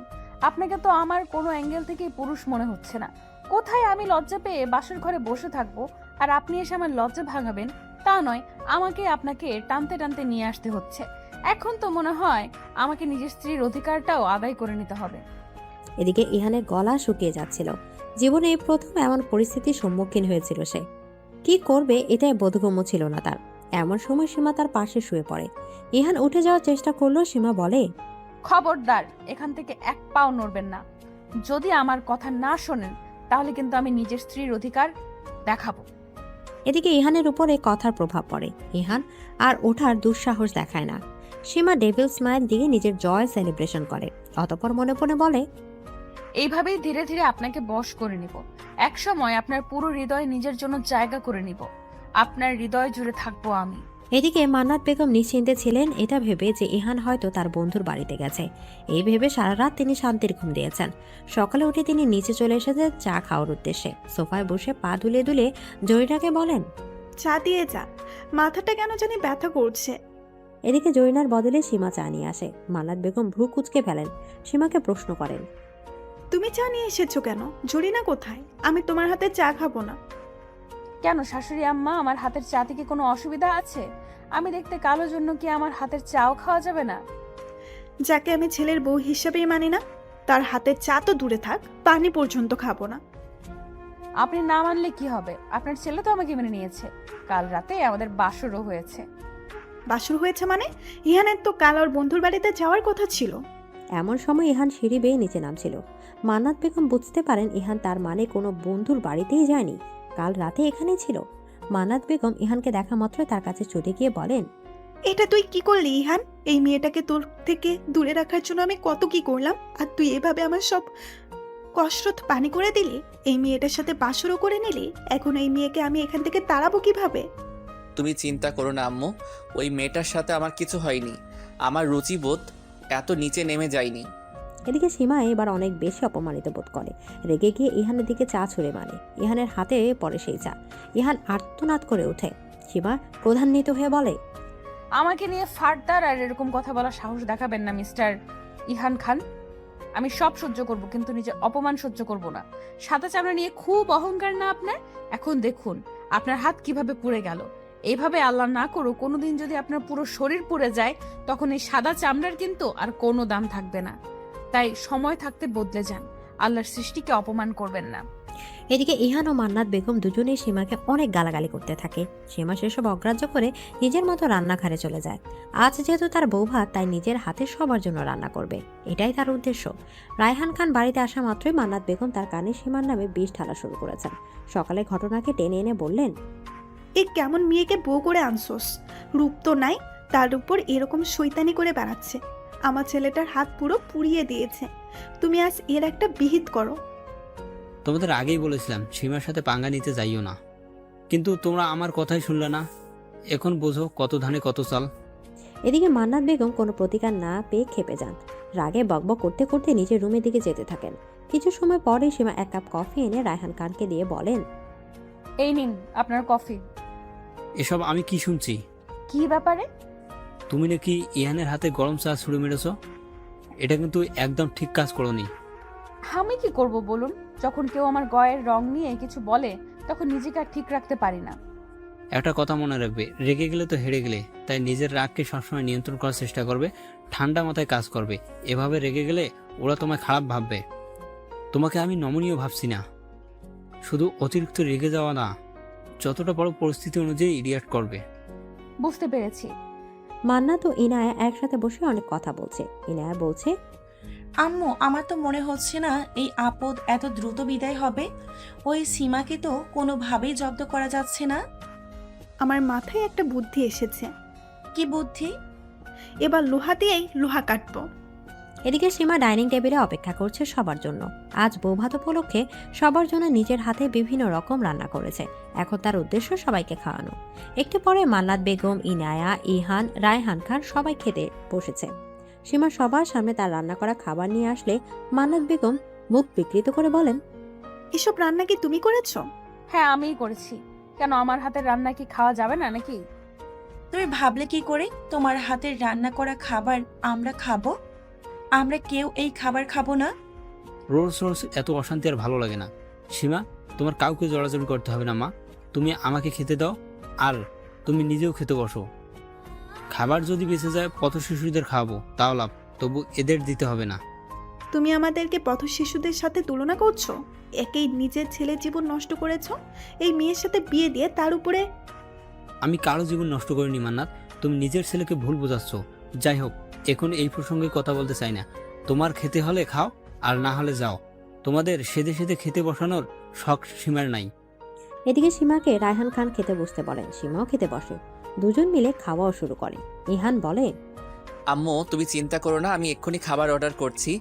এই মেয়ের হাতের খাবার তোমাদের কাউকে খেতে হবে না। হ্যাঁ ইহান, তুই তাই কর। আমার তো বাইরের খাবার খুব ভালো লাগে। এই মেয়ের হাতের খাবার খাওয়ার থেকে বাইরের খাবার খাবো সেটাই ভালো। বিরিয়ানি অর্ডার করিস তো, আমার তো বিরিয়ানি খুবই ভালো লাগে। শুনলাম আজকাল একটা জিনিসের বেশ চর্চা চলছে, কোনো একটা রেস্টুরেন্টে নাকি খাসির মাংসের নাম করে কুকুর খাওয়ানো হচ্ছে। এটার নতুন কি? আজকাল তো এমনই চলছে, কুকুর বিড়ালের মাংস খাওয়ানো হচ্ছে এসব রেস্টুরেন্টে। বাইরের খাবার খেতে হবে না, তোরা সবাই এখানে খেতে বস। একদিন ওর হাতে রান্না খেলে কোনো অসুবিধা হবে না। এদিকে অগত্যা সবাই খেতে বসে। সীমা বিজয়ীর হাসি হাসে। রাতে ডিনারের আয়োজন করা হয়। রাতে রান্না করেছে সীমা। ইহান সবেমাত্র অফিসের সব কাজ শেষ করে বাড়িতে ফিরেছে। সীমা ইহানকে উদ্দেশ্য করে বলে, চলুন নিচে খেতে চলুন। রান্না কি তুমি করেছো? তাহলে আমি খাবো না। এদিকে সীমা এবার রেগে যায়। নিজে দৌড়ে নিচে যায়। অতঃপর খাবার বেড়ে নিয়ে আসে। ইহানের মুখের সামনে খাবার ধরে বলে, বেশি কথা না বলে চুপচাপ খেয়ে নিন, না হলে কিন্তু খুব খারাপ হয়ে যাবে। এদিকে ইহান কিছু বুঝে ওঠার আগেই সীমা নিজের হাত জোরপূর্বক খাইয়ে দেয় তাকে। ইহান শুধু অবাক হয়েছিল। সীমা ভাতের প্লেটটা ইহানের হাতে তুলে দিয়ে বলে, এখন ভালো বাচ্চার মতো খেয়ে নিন, না হলে আমি আবার খাইয়ে দেব। এদিকে ইহান বাধ্য ছেলের মতো নিজের হাত দিয়ে খেতে থাকে। ইহানের খাওয়া শেষ হলে সীমা নিচে যায় বাড়ির অন্য সদস্যদের খাবারের ব্যবস্থা করার জন্য। রায়হান খানের সাথে বাকিরাও খেতে বসেছে দেখে অনেকটাই আশ্বস্ত হয় সীমা। রায়হান খানকে খাবার দিয়ে মান্নাত বেগমের প্লেটে খাবার দিতে যাবে, তখনই মান্নাত বলে ওঠেন, তোমাকে খাবার দিতে হবে না, আমাদের খাবার আসছে। এদিকে সীমা কিছু বুঝতে পারে না এ কথার মানে। ইনায়া আচমকা বলে ওঠে, নেহা আপু চলে এসেছে আম্মু। এদিকে মান্নাত বেগম খুশি মুখ করে নেহার দিকে তাকান। নেহা হলো মান্নাত বেগমের বোনের মেয়ে। এই নেহার সাথে মান্নাত বেগম তার ছেলে ইহানের বিয়ে দিতে চেয়েছিলেন। আয় নেহা, আমার পাশে বস। এদিকে নেহা এসে মান্নাত বেগমের পাশে বসে। তার হাতে একটি টিফিন বক্স ছিল। সে তার ডাইনিং টেবিলে রেখে বলে, আমু বিরিয়ানি রান্না করে পাঠিয়েছে, তুমি নাকি খেতে চেয়েছো? দে, এই তো আমাদের খাবার এসে গেছে। আসসালামু আলাইকুম খালু, কেমন আছেন আপনি? আলহামদুলিল্লাহ ভালো। তোমরা সবাই কেমন আছো? জি আলহামদুলিল্লাহ। তোমরা তো কেউ ইহানের বিয়েতে আসলে না। যাই হোক, এই হলো সীমা, ইহানের বউ, আমার পুত্রবধূ। কেমন আছেন ভাবি? আপনার সাথে মনে হয় আমার পরিচয় নেই। আমি নেহা, আমিও আপনার এক প্রকার ননদ। এদিকে সীমা মৃদু হেসে নেহার সাথে কিছু কথা বলে। সীমা রুমে এসে ওয়াশরুমে চলে গিয়েছিল ফ্রেশ হতে। ওয়াশরুম থেকে বের হয়ে নেহাকে রুমে দেখে চমকে যায় সীমা। নেহাকে স্বাভাবিক লাগছিল। সীমাকে দেখে নেহা বলে, আপনার সাথে পরিচিত হতে আসলাম। দুজন মিলে অনেকক্ষণ গল্প করে। অতঃপর নেহা সীমাকে এমন কিছু কথা বলে যা তার ধারণার বাইরে ছিল। নেহা বলে, আপনি জানেন কিনা জানি না ভাবি, আপনার শাশুড়ি মানে আমার খালা ইয়ান ভাইয়ার সাথে আমার বিয়ে দিতে চেয়েছিল। আমার পরিবার থেকেও ইতিবাচক সাড়া ছিল, কিন্তু খালু এর মাঝে আপনার সাথে ইহান ভাইয়ের বিয়ে ঠিক করাই, এটা নিয়ে অনেক ঝামেলা হয় আমাদের মাঝে। খালার সাথে আমার মায়েরও অনেক কথা কাটাকাটি হয়, এই নিয়ে অনেক কিছু হয়ে গেছে। এখন যখন বিয়ের পর ইয়ান ভাইয়া বিয়েটা মানছে না, তখন খালা আমার সাথে আবার ইয়ান ভাইয়ার বিয়ে দিতে চাইছে। আমার মায়েরও সেটাই ইচ্ছে। আমার অন্য কাউকে পছন্দ, মানে আমার একজন বয়ফ্রেন্ড আছে। আমি তো মাঝখানে খুব চিন্তায় ছিলাম যে আম্মু না আবার ইয়ান ভাইয়ার সাথে আমার বিয়ে দেন। তাই তো তোমার সাথে ইয়ান ভাইয়ার বিয়ে হওয়ার সব থেকে বেশি খুশি আমি হয়েছি। সীমা নিশ্চিত হয় নেহাকে নিয়ে তাহলে আর কোনো অসুবিধা নেই। নেহা সীমার কাছ থেকে বিদায় নিয়ে রুম থেকে চলে যায়। এদিকে সীমা অনেক রাত পর্যন্ত জেগে ইহানের জন্য অপেক্ষা করছিল, কিন্তু ইহানের আসার কোনো নাম গন্ধ ছিল না। অনেক সময় অপেক্ষা থাকতে থাকতে সীমার চোখ লেগে যায়। একটু চোখ জোড়া বন্ধ করে যখনই ঘুমোতে যাবে, তখনই একটা বিশ্রী গন্ধ তার নাকে এলো। সীমার বমি চলে আসলো, তাই সে উঠে বসলো। চোখ খুলতে ইহানকে নিজের চোখের সামনে দেখতে পেল সীমা। ইহানকে দেখে বোঝা যাচ্ছিল সে স্বাভাবিক নয়, সম্ভবত মদ খেয়ে নেশা করে এসেছে। রাগে ক্ষোভে সীমা বলে, আপনি ড্রিঙ্ক করে এসেছেন কেন? সরুন এখান থেকে, আপনার মুখ থেকে খুব বাজে গন্ধ আসছে। সীমার কথা শুনে ইহান হাসে। তার হাসিও ভয়ানক দেখাচ্ছিল। হাসতে হাসতে সীমার কোলে ঢলে পড়ে ইহান। অতঃপর সীমার গালে হাত দিয়ে বলে, তোমাকে দেখে মনে হচ্ছে অন্ধকারের রানী। কি কালো তুমি! এই কালো মেয়েটাকে আমায় বিয়ে করতে হয়েছে ভেবে আমারও বমি আসে। তাই আই জাস্ট হেট ইউ। এদিকে সীমার আজ অনেক দিন পর মন আবার খারাপ হয়ে যায়। কলেজের একটি বাজে ঘটনা ঘটার পর থেকে সীমা ঠিক করেছে তার কোনোদিন নিজের রূপ নিয়ে ভাববে না। সৃষ্টিকর্তা যেভাবে সৃষ্টি করেছে সেভাবেই সন্তুষ্ট থাকার প্রত্যাশা নিয়েছিল সে। মন দিয়েছে নিজেকে প্রতিষ্ঠা করার। অতঃপর বইয়ের থেকে ইঞ্জিনিয়ারিং পাশ করেছে। কয়েকদিন পর ইঞ্জিনিয়ারও হয়ে যাবে। তবে আজ অনেকদিন পর আবার সীমার মনে নিজেকে নিয়ে সামান্য বিতৃষ্ণার জন্ম হলো। মনে হলো গায়ের রং কালো হওয়ায় সত্যি সে বোধহয় সে ইহানের যোগ্য নয়। যাই হোক, নিজের এই অহেতুক ভাবনাকে আর খুব বেশি গুরুত্ব দিল না। ইহান ততক্ষণে জ্ঞান হারিয়েছে। ইহানকে বিছানায় ভালো করে শুইয়ে দিল। নিজে বিছানা থেকে উঠে গেল, নিজের সব ব্যাগপত্র গুছিয়ে নিল। আজই এই বাড়ি থেকে চলে যাবে বলে সিদ্ধান্ত নিল সীমা। প্রমাণিত হওয়ার পর আর এখানে থাকার বিন্দু মাত্র ইচ্ছে নেই সীমার। যেহেতু এখানে এসেছিল গায়ের রং যে কিছু নয়, এই কথাটা ইহানও তার মাকে বোঝাতে। দুর্ভাগ্য, তারা বুঝলো না। কিছু মানুষকে বোঝাতে যাওয়া এক ধরনের মূর্খতা, সেটা আজ অনুধাবন করতে পারল সীমা। তাই সীমা বলল, কে কি ভাবলো সেটা নিয়ে আমি আর মাথা ঘামাবো না। আমি তো নিজের গুণ দিয়ে ইঞ্জিনিয়ার হতে পেরেছি। এখন তাহলে আমার কি সামান্য দুজন মানুষের কাছে নিজেকে প্রমাণ করার দরকার? কি প্রয়োজন? আমি কি এতটাই নগণ্য? নিজের পায়ে দাঁড়িয়েছি আমি, এখন বাকি জীবনটাও নিজের মতো করে কাটাতে পারবো। এমন ভাবনা করে খানবিলা থেকে বিদায় নিল সীমা। যাওয়ার আগে রায়হান খানকে বলে যেতে চেয়েছিল, কিন্তু তিনি ঘুমিয়েছিলেন, এজন্য আর বিরক্ত করলেন না। কাউকে কিছু না জানিয়ে চলে এলো। সীমাকে এত রাতে বাড়ি ফিরতে দেখে অবাক হয়ে যান সাজ্জাদ চৌধুরী। নিজের মেয়েকে তিনি জিজ্ঞেস করেন, সবকিছু ঠিকঠাক আছে তো সীমা? তুই এভাবে এত রাতে? এদিকে সীমা নিজের বাবাকে জড়িয়ে ধরে কান্নায় ভেঙে পড়ে। সবসময় নিজের আবেগকে নিয়ন্ত্রণ করা সম্ভব নয়। সীমা কান্নারত অবস্থায় বলে, তোমার মেয়ে যে কালো হয়েছে এটাই তার অপরাধ। তাই তো কারোর ভালোবাসা পাবে না সে। তাকে দেখলে নাকি মানুষের বমি পায়। আমাকে ক্ষমা করে দিস সীমা, আমারই ভুল ছিল এইভাবে তোকে বিয়ে দেওয়া। তবে তুই যেটা ভাবছিস সেটা একদম ভুল। তোর আম্মুর গায়ের রঙও তোর মতোই ছিল। যৌবনকালে আমি ছিলাম অনেক বেশি সুদর্শন, তবুও যে সেই কৃষ্ণাঙ্গী তরুণীর মনে তোর মায়ার জড়িয়ে পড়ি, বিয়ে করে আনি তাকে। জানিস, আমার আম্মু আব্বু আত্মীয় স্বজন সবাই নাখুশ ছিল এই বিয়েতে। শুধুমাত্র তোর মায়ের গায়ের রং কালো ছিল এই জন্য। কিন্তু আমি সবাইকে আগ্রহ করে তোর মায়ের সাথে সংসার করতে থাকি। আমার বাড়িতে তো মাকে অপমানিত হতে হতো, এই জন্য আমি আলাদা একটি ফ্ল্যাট কিনে সেখানে থাকতে শুরু করি। আর তারপর আব্বু, বলো না আম্মুর আর তোমার ব্যাপারে আরো কিছু। আমি তোমাদের ব্যাপারে জানতে চাই। তোমার আম্মুর ব্যাপারে যতই বলি কম হয়ে যাবে। সে যে আমার হৃদয় হরণী, প্রথম দেখাতেই যে স্থান দখল করে নিয়েছিল আমার হৃদয় জুড়ে। অতঃপর সাজ্জাদ চৌধুরী সীমাকে তার অতীতের ব্যাপারে বলা শুরু করেন। অতীত সমাচার। সাজ্জাদ চৌধুরীর জন্য তার পরিবার থেকে মেয়ে দেখতে এসেছে। সবাই বেশ আগ্রহী ছিল বউ দেখার জন্য। এমন সময় একটি মেয়ে মাথা অবধি ঘোমটা দিয়ে সবার সামনে উপস্থিত হয়। সাজ্জাদ চৌধুরী চাচি মেয়েটিকে ঘোমটা তুলতে বলেন। মেয়েটি কিছুতেই ঘোমটা তুলছিল না, লজ্জা পাচ্ছিল। তবে কিছু সময় পর সবার জোড়াজোড়িতে ঘোমটা তোলেন। সাজ্জাদ চৌধুরীর নজরে তখনই পড়ে সুমাইয়া নামের মেয়েটিকে। তার গায়ের রং ছিল নিকষ কালো, তবে সেই কালো চেহারাতেও কেমন যেন একটা মায়া মায়া ভাব ছিল, যা সাজ্জাদ চৌধুরীকে আকর্ষিত করে। সাজ্জাদ চৌধুরীর বাবা মা সবাই প্রচণ্ড অপমান করে ঘটককে। সবার সামনে এভাবে অপমানিত হয়ে সুমাইয়া কেঁদেই দেয়। সুমাইয়া সেই ক্রন্দনরত মুখশ্রী দেখে খুব কষ্ট পায় সাজ্জাদ চৌধুরী। কিছুতেই ভুলতে পারছিল না সেই মুখ। অতঃপর বাড়িতে ফিরেই নিজের মা বাবাকে সাফ জানিয়ে দেয়, বিয়ে করলে ওই মেয়েকে করবে, না হয় নয়। সাজ্জাদ চৌধুরী বা মা বাবা রাজি ছিল না। সাজ্জাদ চৌধুরীও জেদ করেছিলেন। অবশেষে তার জেদের কাছে হেরে গিয়ে সুমাইয়ার সাথে তার বিয়ে দেওয়া হয়। বিয়ের পর সুমাইয়াকে নিয়ে সুখে ছিলেন সাজ্জাদ চৌধুরী। সুমাইয়া দেখতে যেমনই হোক, তার গুণের অভাব ছিল না। অনেক ভালো রান্না করতে পারত, পড়াশোনাতেও ভালো ছিল। সুমাইয়ার ইচ্ছা ছিল ডাক্তার হওয়ার। সাজ্জাদ চৌধুরী এই কথাটা জানতে পেরে তাকে ডাক্তারি পড়ার সুযোগ করে দেয়। সুমাইয়া মেডিকেল চান্সও পায়। সংসার সামলে পড়াশোনা করেছিল সুমাইয়া, কিন্তু সাজ্জাদ চৌধুরীর মা বাবা সুমাইয়ার পড়াশোনা মেনে নিতে পারে না। নানাভাবে তারা কথা শোনাতে থাকে। শেষে বাধ্য হয়ে সাজ্জাদ চৌধুরীর স্ত্রীকে নিয়ে আলাদা হয়ে যান। তারা দুজন যথেষ্ট খুশি ছিলেন। এর মাঝে তারা জানতে পারে তাদের সংসারে নতুন অতিথি আসতে চলেছে। এতে তাদের সুখের আর সীমা ছিল না। তবে কথায় আছে না, বেশি সুখ কপালে সয় না, এক্ষেত্রেও তেমনটাও হয়েছিল।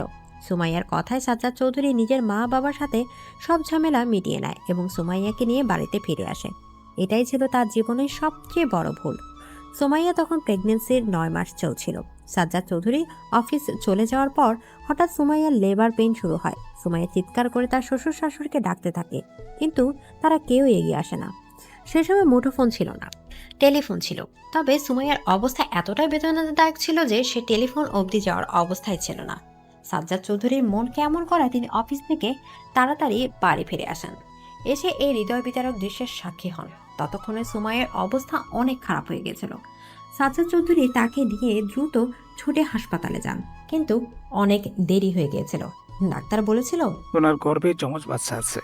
একটা বাচ্চা থাকলে হয়তো কোনো অসুবিধা হতো না, কিন্তু দ্বিতীয় সন্তান জন্ম দেওয়ার সময় ওনার মৃত্যু হয়েছে। এদিকে সাজ্জাদ চৌধুরী নির্বাক হয়ে যান। নিজের প্রিয়তমা স্ত্রীকে এভাবে হারিয়ে সম্পূর্ণ দিশেহারা হয়ে যান।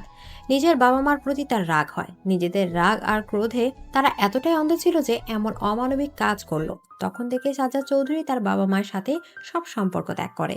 নিজের ছোট মেয়ের প্রতিও তার রাগ ছিল, কারণ তার মনে হয়েছিল তাকে জন্ম দিতে গিয়ে সুমাইয়া মারা গেছে। তাই তিনি নিজের ছোট মেয়েকে সুমাইয়ার ভাইয়ের কাছে দিয়ে আসেন। সুমাইয়ার ভাইয়া ভাবি বিয়ের অনেক বছর পরেও বাবা মা হতে পারেনি, তাই বাচ্চাটিকে নিজের মেয়ের মতোই মানুষ করতে থাকেন তারা। সাজ্জাদ চৌধুরী কখনো সেই মেয়ের কোনো খোঁজ নেননি। বর্তমান সীমার কান্নার গতি আরো বেশি বৃদ্ধি পেয়েছে। সে এত কিছু আগে তো জানতো না। এটাও জানতো না যে তার একটা যমজ বোনও আছে। আজ যেন একসাথে অনেকগুলো ধাক্কা খেল সে। এদিকে সীমা নিজের যমজ বোনের ব্যাপারে জেনে তার সাথে দেখা করার আকুল আবেদন জানায় তার বাবা সাজ্জাদ চৌধুরীর কাছে, কিন্তু সাজ্জাদ চৌধুরী তার মুখের উপর বলে দেয়, আমি চাই না ওই মেয়েটার সাথে কোনো যোগাযোগ রাখতে। ও যেখানে আছে ভালো আছে, তাই তোমাকে ওকে নিয়ে চিন্তা করতে হবে না। সীমা তার বাবাকে এই ব্যাপারে অনেক বোঝানোর চেষ্টা করে, কিন্তু সাজ্জাদ চৌধুরী নিজের জেদে অটল থাকেন। অগত্যা সীমা নিরাশ হয়ে নিজের রুমে চলে আসে। অতঃপর নিজের মায়ের ছবি হাতে নিয়ে বলে, আম্মু, তুমি যদি আজ বেঁচে থাকতে তাহলে বোধহয় সব কিছু এমন এলোমেলো হতো না। আব্বু এত কথা আমার কাছ থেকে লুকিয়ে রেখেছিল এতদিন। আমার নাকি একটা যমজ বোনও আছে। আচ্ছা, আমি কোথায় খুঁজবো তাকে? আব্বু যে আমাকে কিছুই বলতে চাইছে না। এদিকে এসব নিয়ে ভাবতে ভাবতে সীমা যে কখন গভীর ঘুমের মধ্যে আচ্ছন্ন হয়ে যায় সেটা সে নিজে উপলব্ধি করতে ব্যর্থ হয়। ঘুমের মাঝে একটি স্বপ্ন দেখে সীমা। স্বপ্নে তারই মতো দেখতে একটি মেয়ে দেখে, যে অনেক কষ্টে অনেক অবহেলায় বড় হচ্ছে। স্বপ্নটি দেখা মাত্র সীমার ঘুম ভেঙে যায়। নিজের বোনের জন্য দুশ্চিন্তা এসে ধরা দেয় তার মনে। সীমা তখন চোখ বন্ধ করে বলে, আল্লাহ, আমি যেটা স্বপ্নে দেখেছি সেটা যেন সত্যি না হয়। আমার বোন যেখানেই থাকুক সে যেন ভালো থাকে। গাড়িটা আস্তে চালা সামিয়া। আমি গাড়ি আরো জোরে চালাবো। যদি ভালো চাও তাহলে আমাকে আমার আসল পরিচয় বলো। আমি জানি আমি তোমাদের আসল মেয়ে নই। তুই ভুল ভাবছিস সামিয়া। ঠিক ভুলের বিচার করার মতো বুদ্ধি আমার হয়েছে।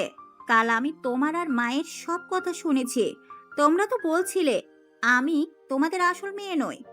আমরা কি তোকে কোনো অবহেলা করছি? এত কথা আমি শুনতে চাই না।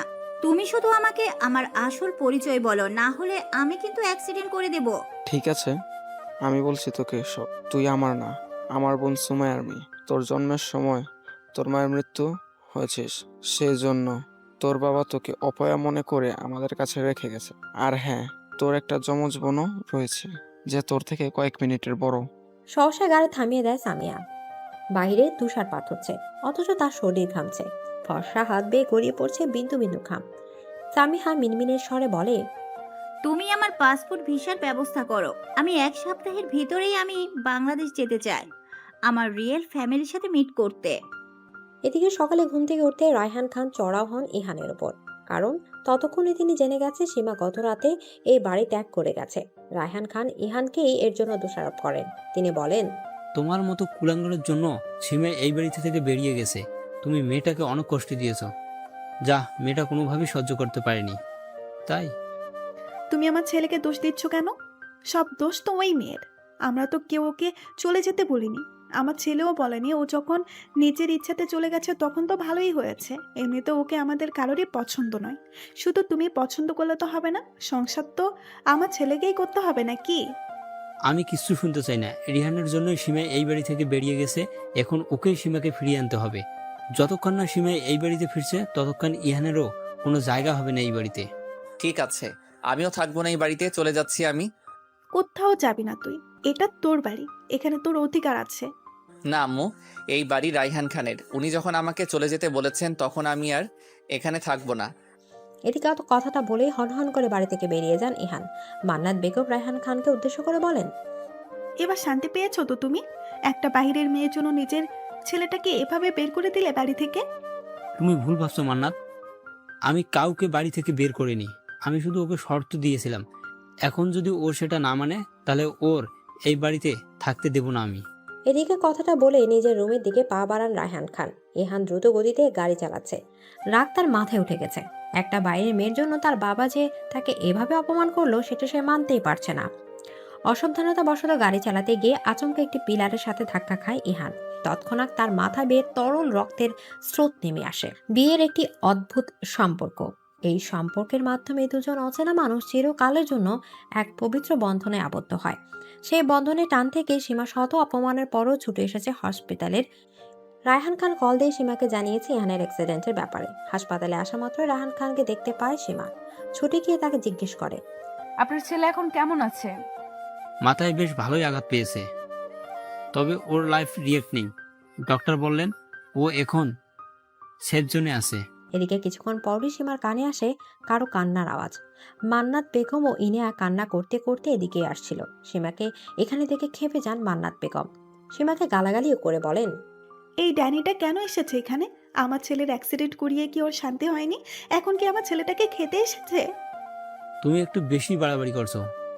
যা হয়েছে তাতে সীমার কোনো হাত নেই। দুর্ঘটনা তো আর বলে কয়ে আসে না, দোষ তোমার ছেলের। রাস্তায় উদ্ভ্রান্তের মতো গাড়ি চালাতে কে বলেছিল তাকে? তুমি এখানেও ভাইয়ের দোষ দেখছো আব্বু? দোষ তো এই মেয়েটার। ও বাড়ি থেকে চলে গিয়েছিল, এই জন্যই তো তুমি ভাইয়াকে বাড়ি থেকে বের হয়ে যেতে বলেছিলে। তারপরেই তো এসব হয়ে গেল। এদিকে সীমার আবার একটু অপরাধ বোধ অনুভূত হয়। তার মনে হয় তার জন্যই বোধহয় সব হয়েছে। এমন সময় একজন নার্স ডেকে নিয়ে যায়। সবাই মিলে যায় ইহানের কেবিনের দিকে। সীমা দরজার কাছে দাঁড়িয়ে থাকে। মান্নাত বেগম কেবিনে ঢুকে ইহানের সামনে গিয়ে বলেন, তুই কেমন আছিস ইহান? সবেমাত্র ইহানের জ্ঞান ফিরেছে। সে মলিন চোখে মান্নাত বেগমের দিকে তাকিয়ে বলে, আপনি কে? আর আমাকে ইহান বলে ডাকছেন কেন? আমার নাম কি ইহান? এদিকে ইহানের কথা শুনে অবাক হয়ে তাকিয়ে থাকেন মান্নাত বেগম।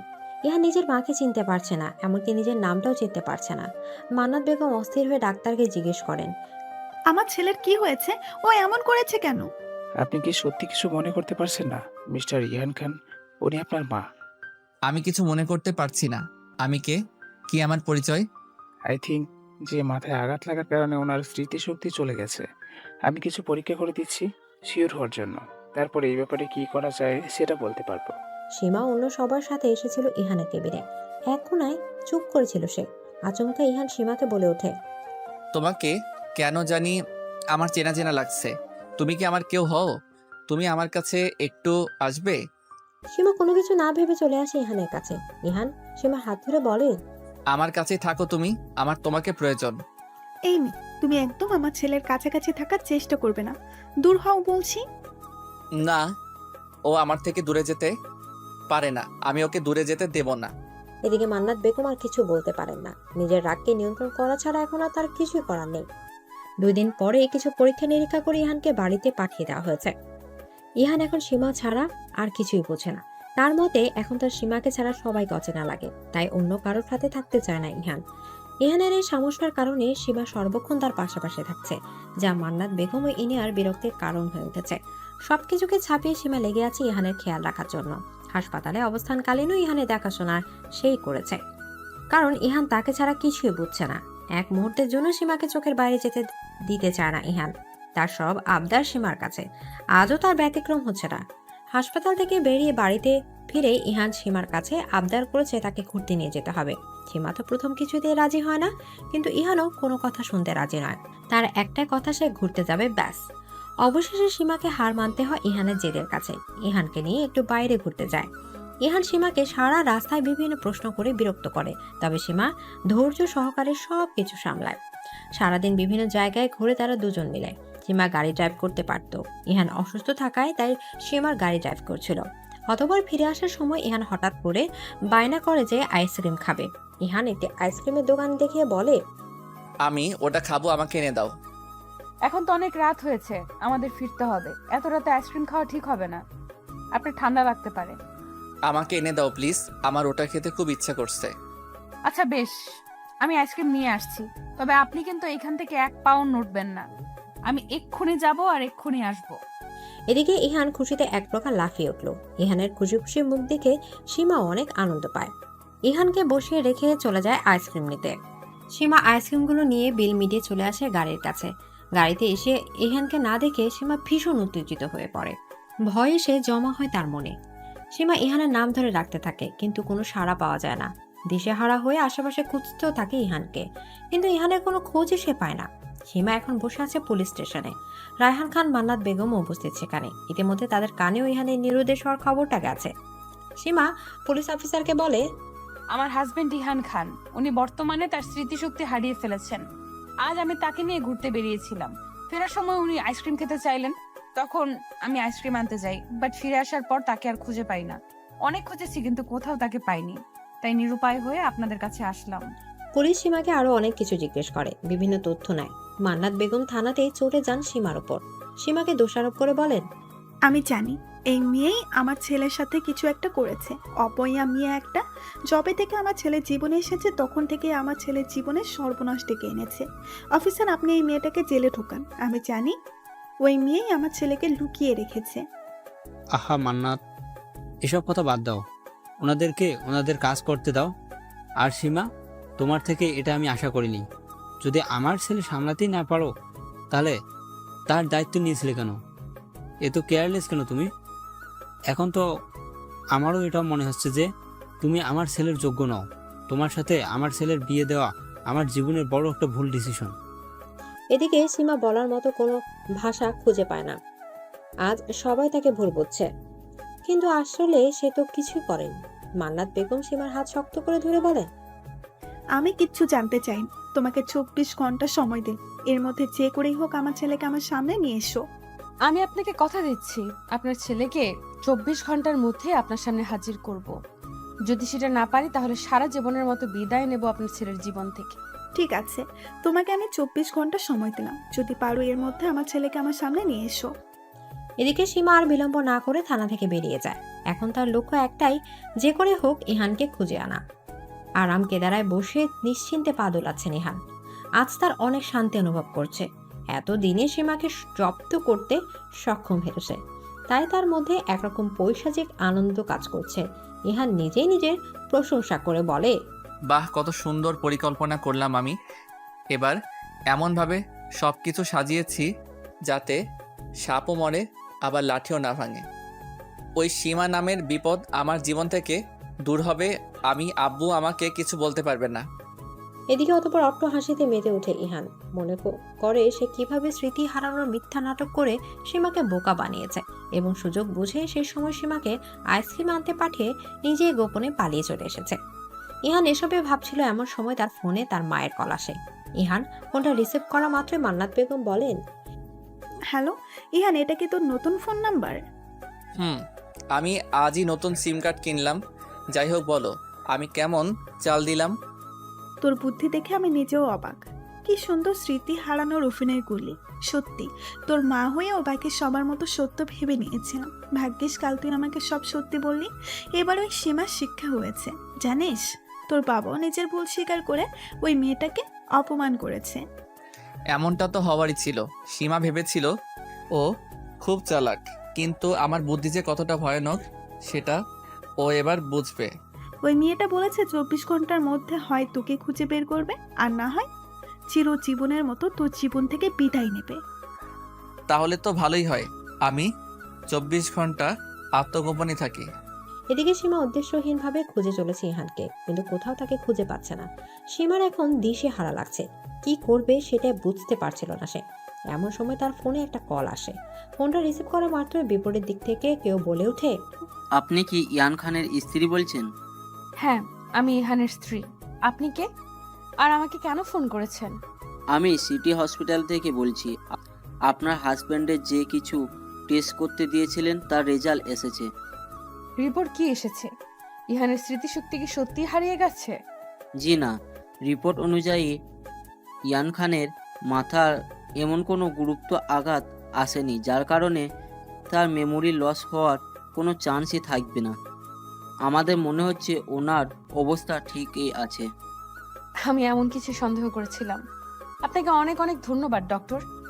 অতপর সীমা কল কেটে দিয়ে বলে, আমি জানি আমাকে এখন কি করতে হবে। আপনি অনেক সুন্দর চাল চেলেছেন মিস্টার ইহান খান, কিন্তু আমাকে হয়তো আপনি এখনো পুরোপুরি চিনে উঠতে পারেননি। আমি যে কি করতে পারি সেটা এবার আপনার কাছে প্রমাণ করে দিব। এদিকে সীমা নিজের ফোন থেকে ইনায়াকে ফোন করে। ইনায়া ফোন রিসিভ করা মাত্রই বলে, কে বলছেন? আমি সীমা, কেন কল করেছো তুমি? তোমার জন্য আমার ভাই হারিয়ে গেছে। তোমাকে তো আমি... তোমাকে আর এত নাটক করতে হবে না, আমি সব জানি। কি কি জানো তুমি? তোমার ভাই যে স্মৃতি হারানোর নাটক করেছে সেটা আমি জেনে গেছি। আর তুমি এবং তোমার মাও যে এসবে জড়িত সেটাও আমি নিশ্চয়তা দিয়ে বলতে পারি। ও, আমি বুঝতে পারছি। এখন তুমি নিজের দোষ ঢাকতে আমাদের উপর দোষ দিচ্ছ, তাই না? চুপ! আর কোনো মিথ্যা নয়। আমি ডাক্তারের সাথে কথা বলেছি। ইহানের রিপোর্ট বলেছে ও একদম সুস্থ। ভালোই ভালোই তোমার ভাইয়ের সাথে আমার যোগাযোগের ব্যবস্থা করে দাও, না হলে কিন্তু তোমার বাবা মিস্টার রায়হান খানের কানে সব কথা তুলবো। ইনিয়া খুব ভয় পেয়ে যায়, কারণ তার বাবার কানে সব কথা উঠলে অনেক বড় সর্বনাশ হয়ে যাবে। তাই ইনিয়া বাধ্য হয়ে সীমাকে বলে দেয় ইহান এখন কোথায় লুকিয়ে আছে। বিছানায় আরামসে ঘুমিয়েছিল ইহান। আচমকা চোখে পানির ছিটকা অনুভব করতেই তার ঘুম ভেঙে যায়। চোখ কচলাতে কচলাতে উঠে বসে ইহান। ভালোভাবে সামনে তাকাতে দেখতে পায় সীমাকে। প্রথমে মনের ভুল মনে করে, তবে বার কয়েক চোখ ডলেও সীমাকে নিজের সামনে কাটে। অতঃপর স্বপ্ন মনে করে নিজের হাতে চিমটিও কাটে, কিন্তু ফলাফল একই। ইহানের এমন কাণ্ডে সীমা হেসেই দেয়, বলে, আমি আপনার মনের ভুল বা স্বপ্ন নই, আমি বাস্তব। তুমি এখানে এলে কিভাবে? আমার ঠিকানা তো তোমার জানার কথা নয়। বলছি সব বলছি। আগে একটু ওয়েট করুন। আপনি কি ভেবেছিলেন আপনি আমার সাথে স্মৃতি হারানোর অভিনয় করবেন? আমি কিছু বুঝবো না সেই সুযোগে আপনি হারিয়ে যান নাটক করে আমাকে আপনার জীবন থেকে বের করে দেবেন? সবটা কি এতই সহজ? আমি সীমা, আমাকে হারানো এত সহজ নয়। ভালোই ভালোই আমার সাথে ফিরে চলুন, না হলে আপনার বাবার কাছে সব সত্যি প্রকাশ করে দেব। যা করার করো তুমি, কিন্তু আমি তোমার সাথে সংসার করতে মোটেই ইচ্ছুক নই। তোমাকে দেখলেই আমার ঘৃণা লাগে। আমি সবসময় নিজের জন্য সুন্দরী বউ চেয়েছি। সবসময় স্বপ্ন দেখেছি আমার বউ হবে পরীর মতো সুন্দরী। সেখানে তোমার মতো একটা কালো ভূতকে বিয়ে করতে হয়েছে। ছি! ঠিক আছে, আমাকে আপনার মানতেও হবে না। চলুন, কালই আমরা ডিভোর্সের আবেদন করব। তারপর আদালত হয়তো আমাদের কিছু দিন সময় দিবে। সেই কটা মাস একসাথে থেকে না হয় আমরা চিরকালের জন্য আলাদা হয়ে যাব। তখন আপনি একটা ডানা কাটা পরীকে বিয়ে করে নেবেন। এদিকে ইহান ও সীমা একসাথে বাড়িতে ফিরে আসেন। ইহানকে সুস্থ স্বাভাবিকভাবে বাড়ি ফিরতে দেখে রায়হান খান খুব বেশি নিশ্চিত হন। তিনি সীমাকে কৃতজ্ঞতা জানিয়ে বলেন, তোমাকে অনেক ধন্যবাদ আমার ছেলেকে সুস্থ স্বাভাবিকভাবে ফিরিয়ে আনার জন্য। আমার তোমার উপর বিশ্বাস ছিল যে তুমি এটা পারবে। সত্যি কি আপনার বিশ্বাস ছিল? যদি থাকতো তাহলে নিশ্চয়ই আমাকে এটা বলতেন না যে আপনার ছেলের সাথে আমার বিয়ে দেওয়া আপনার ভুল সিদ্ধান্ত ছিল। আমি আপনাকে দোষ দিব না। আসলে নিজের স্বার্থে আঘাত হানলে সবাই নিজের আসল রূপ দেখায়। যাই হোক, আপনার ছেলের কীর্তির আগে শুনুন, সেই স্মৃতি হারায়নি, বরং আমাদের সাথে স্মৃতি হারানোর অভিনয় করছিল। কারণ কি জানেন? যাতে আমাকে নিজের জীবন থেকে দূর করে দিতে পারে। সেই জন্যই এমন করেছিল আপনার ছেলে। সীমা যা বলছে তা কি সত্যি? ইহান, তুমি কি সব অভিনয় করছো? হ্যাঁ, ও যা বলছে সব সত্যি। তুমি খবরদার আমার ছেলেকে কিচ্ছু বলবে না, কারণ সব দোষ তোমার। তুমি কি ভেবেছিলে হুট করে একটা কালো মেয়েকে বউ করে ঘরে আনবা আর আমার ছেলে তাকে মেনে নেবে? আমার ছেলে তো চয়েস বলতে একটা জিনিস আছে। আমি চাই না আপনারা আর কেউ এই বিষয়টা নিয়ে ঝামেলা করেন। আমি চলে যাব সবকিছু ছেড়ে, কারণ আমার কাছে সবার আগে রয়েছে আমার আত্মসম্মান। তুমি কোথাও যাবে না। যতদিন না তোমার সাথে ইহানের ডিভোর্স আসছে ততদিন তুমি এই বাড়িতেই থাকবে। আমরা আজই এই ব্যাপারে উকিলের সাথে কথা বলে এসেছি। আমাদের 90 দিন মানে 3 মাস একসাথে থাকতে বলা হয়েছে। তার মধ্যে যদি সবকিছু ঠিক না হয় তাহলে ডিভোর্স নিতে পারবো। যদিও আমি জানি কিছু ঠিক হবে না, কিন্তু আদালতের নিয়ম মানতে হবে। তাই আগামী 3 মাস এই বাড়িতেই থাকবো। কিন্তু আপনারা চিন্তা করবেন না, আমি কারো কাছে কোনো অধিকার চাইবো না, নিজের মতোই থাকবো। এদিকে ইহান বিরক্ত হয়ে গেছে এসবে, তাই সে নিজের রুমে চলে যায়। ইহান চলে যাওয়ার কিছু সময় পর মান্নাত বেগমও চলে যান তার কানে কুমন্ত্রণা দিতে। রায়হান খান সীমার সামনে এসে তার মাথায় হাত বুলিয়ে দিয়ে বলে, আমাকে ক্ষমা করে দিও সীমা, আমার জন্যই হয়তো তোমার জীবন নষ্ট হয়ে গেল। আমি আপনাকে বা আপনার পরিবারের কাউকে ক্ষমা করতে পারবো না, কখনো না। এদিকে সীমা লক্ষ্য করছে 2 দিন থেকে ইনায়া বেশ চুপচাপ হয়ে গেছে। আগের মতো আর নেই মেয়েটা, যদিও এবারে কোনো ব্যাপারে আর নাক গলাতে চায় না। ইতিমধ্যে সে নিজের পেশায় নিযুক্ত হয়েছে, বেশ ভালোভাবে ইঞ্জিনিয়ারিং করছে। সীমার এখন আর কোনো বিষয়ে ভাবার সময় নেই। কিন্তু আজ রাতে সীমা একটি অদ্ভুত ঘটনার সাক্ষী হয়। রাতে গরম অনুভব করায় ছাদে চলে গিয়েছিল সীমা। সেখান থেকে শুনতে পায় ইনিয়া ফোনে কাউকে বলছে। তুমি কবে আমার ফ্যামিলিতে বিয়ের প্রস্তাব নিয়ে আসবে জিসান? তুমি জানো না সবকিছু যদি জানাজানি হয়ে যায় তাহলে কত বড় বিপদ হবে? এদিকে সীমার মনে কৌতূহল জন্ম নেয়, সে মনোযোগ দিয়ে তাদের কথোপকথন শুনতে থাকে। ইনিয়া একসময় কাঁদতে কাঁদতে বলে, আমি বুঝতে পারছিলাম আমি প্রেগনেন্ট হয়ে গেছি, কারণ অনেকদিন থেকেই বিভিন্ন সিমটমস দেখা দিচ্ছিল। আজ তো টেস্ট করে এই ব্যাপারে একদম শিওর হয়ে গেছি। এদিকে সীমা একদম হতবাক হয়ে যায় ইনায়ের কথা শুনে। সমাজে কুমারী মেয়ের প্রেগনেন্ট হয় কেউ ভালো চোখে দেখে না, এটা কোনো ভালো কাজও নয়, বরং ভীষণ নিকৃষ্ট একটি ঘটনা। ইনায়া যে এত বড় অঘটন ঘটিয়েছে সেটা ভেবে সীমার কেমন জানি লাগছিল। ইনায়ার কান্নার গতি আরো বৃদ্ধি পায়। সে ফোনে বিপরীত থেকে থাকা মানুষটিকে অনুরোধ করে বলতে থাকে, প্লিজ জিসান, এভাবে আমাকে অসহায় করে ছেড়ে দিও না, ব্রেকআপ করো না। হ্যালো হ্যালো, শুনতে পাচ্ছ জিসান? হ্যালো। এদিকে ফোন কেটে দেয় জিশান। ইনায়া পরপর কয়েকবার কল করে কিন্তু জিশান আর রিসিভ করে না। একসময় ইনায়ার নাম্বার ব্লক করে দেয় জিশান। ইনায়া অসহায়ের মতো কাঁদতে থাকে। এমন সময় সীমা এসে তার কাঁধে হাত রাখে। ইনায়া চমকে যায়। সীমাকে দেখে ইনায়া রাগে স্বরে বলে, তুমি এখানে কি করছো? শুনছো নাকি কিছু? আমি সব কথাই শুনেছি। এখন আর কি, যাও সবাইকে গিয়ে সব কথা বলে দাও। আমার সর্বনাশ করতে পারলে তো তুমি অনেক খুশি হবে। সবাইকে নিজের মতো ভেবো না ইয়ানা। তুমি আমার খারাপ চাইতে পারো, বাট ট্রাস্ট মি, আমি তোমার কোনো ক্ষতি চাই না। তবে তুমি যে কাজটা করেছো সেটা অন্যায়। বিয়ের আগে শারীরিক সম্পর্ক করা এটা ভালো কাজ নয়। এখন বুঝতে পারছো তো সেটা?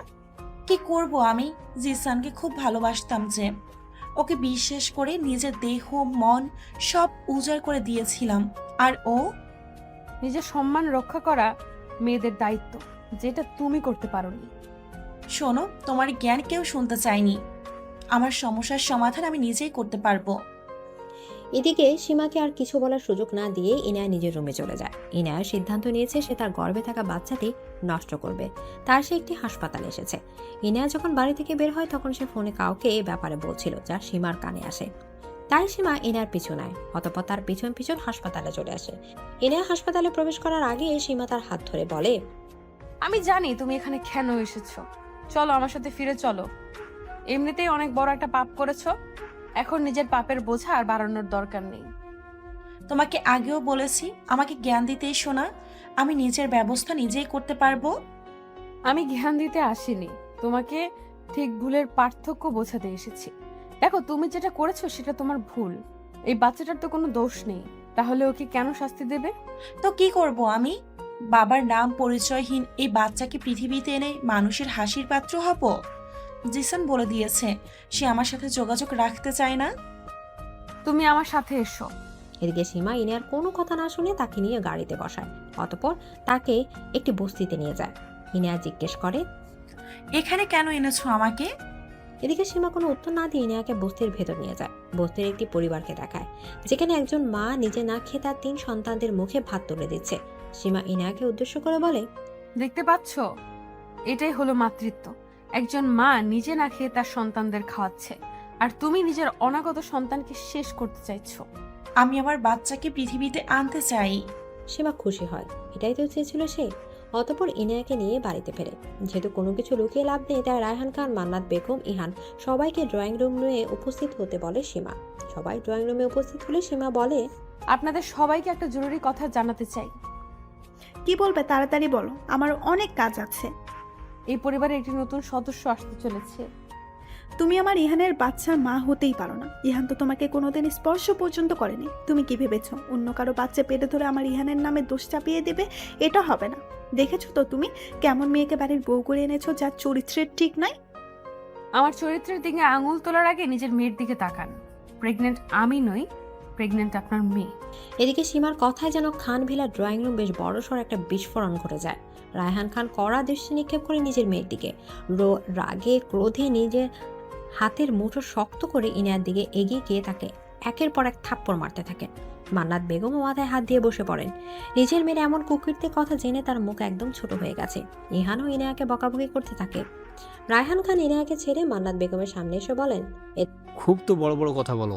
নিজের মেয়েকে এ কেমন শিক্ষা দিয়েছো? সি, আমার ভাবতে লজ্জা করছে।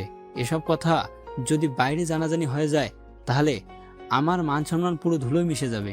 দিকে মান্নাত বেগম নিজের মেয়ের দিকে এগিয়ে যান। তাকে এলোপাতাড়ি মারতে মারতে বলেন, শৈতান মেয়ে, এই দিন দেখার জন্য তোকে জন্ম দিয়েছিলাম। সত্যি করে বল, এই বাচ্চাটা কার? না হলে তোকে আমি আজই শেষ করে দিব। তোকে জন্ম দিয়ে যে পাপ করেছি, আজ তোকে মেরেই সেই পাপের প্রায়শ্চিত্ত করব। এটা আমার বয়ফ্রেন্ড জিসানের বাচ্চা। আমি ওকে খুব ভালোবাসতাম। ওর কাছে নিজের ভালোবাসার প্রমাণ দিতে গিয়ে তোমরা আজকালকার মেয়েরা অনেকেই এই ভুলটা করো, ভালোবাসার প্রমাণ দিতে গিয়ে নিজের সতীত্ব বিসর্জন দাও। কিন্তু এইটা কোনোভাবেই জাস্টিফাই করার মতো কাজ নয়। কাউকে ভালোবাসলে তার দেহ ছুঁতে চাওয়ার বাসনা পুরোই অপ্রাসঙ্গিক। বরং কাউকে যদি ভালোবাসা যায়, তার সম্মান হবে আমানতের মতো, যেটার খেয়ানত কোনোভাবেই করা যাবে না। আমি নিজের ভুলটা বুঝতে পেরেছি। এখন আমি কি করব? তুই এক্ষুনি এই বাড়ি থেকে বেরিয়ে যা। আজ থেকে আমি জানবো আমার কোনো মেয়ে নেই। যখন নিজের মেয়ের দিকে খেয়াল রাখার কথা ছিল, আপনি তখন তো রাখেননি। এখন এভাবে নিজের মেয়ের ঘাড়ে পুরো দোষ চাপানোর মানে নেই। মা বাবা হিসাবে আপনাদের দায়িত্ব ছিল আপনার মেয়ে কখন কোথায় যাচ্ছে, কি করছে তার খেয়াল রাখা।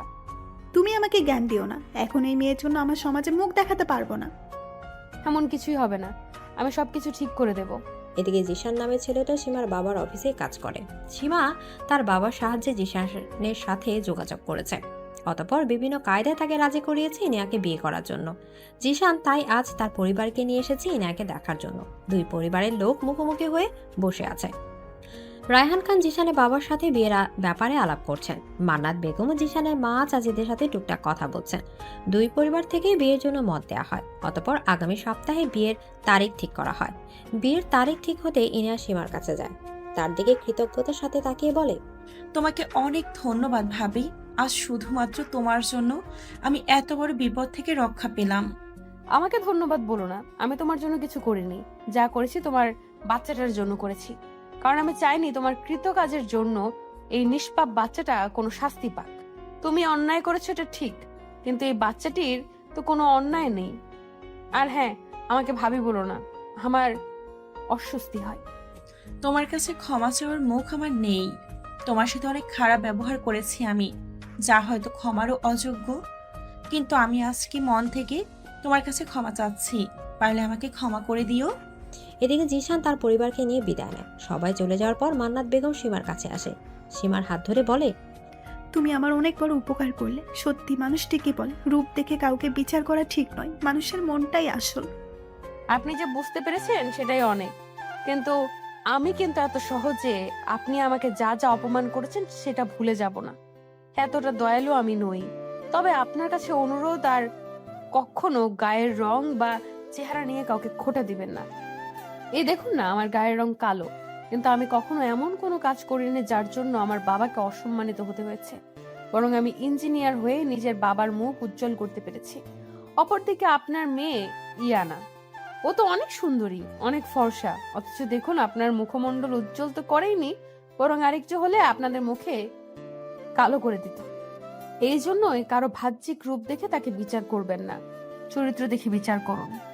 এদিকে সীমা এই কথাগুলো বলে নিজের রুমে দিকে পা বাড়ায়। মান্নাত বেগম তার শাড়ির আঁচল দিয়ে নিজের চোখ থেকে গড়িয়ে পড়া কয়েক বিন্দু অশ্রু লেপন করে বলে, আমি বুঝতে পেরেছি সবকিছু। আল্লাহ এতদিনে আমাকে সঠিক বুঝ দিয়েছে। আমি খাঁটি হিরে চিনতে ভুল করেছিলাম, কিন্তু এতদিন যখন আমি হীরের সন্ধান পেয়েছি, তখন আত্মাকে হারাতে দেব না।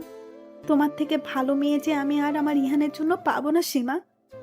এদিকে সীমার ফোনে রাতে হঠাৎ একটি আননোন নাম্বার থেকে কল আসে। সীমা ফোনটা রিসিভ করে। বিপরীত দিক থেকে কোনো শব্দ না আসায় সে হ্যালো হ্যালো করতে থাকে, তবুও কোনো উত্তর আসে না।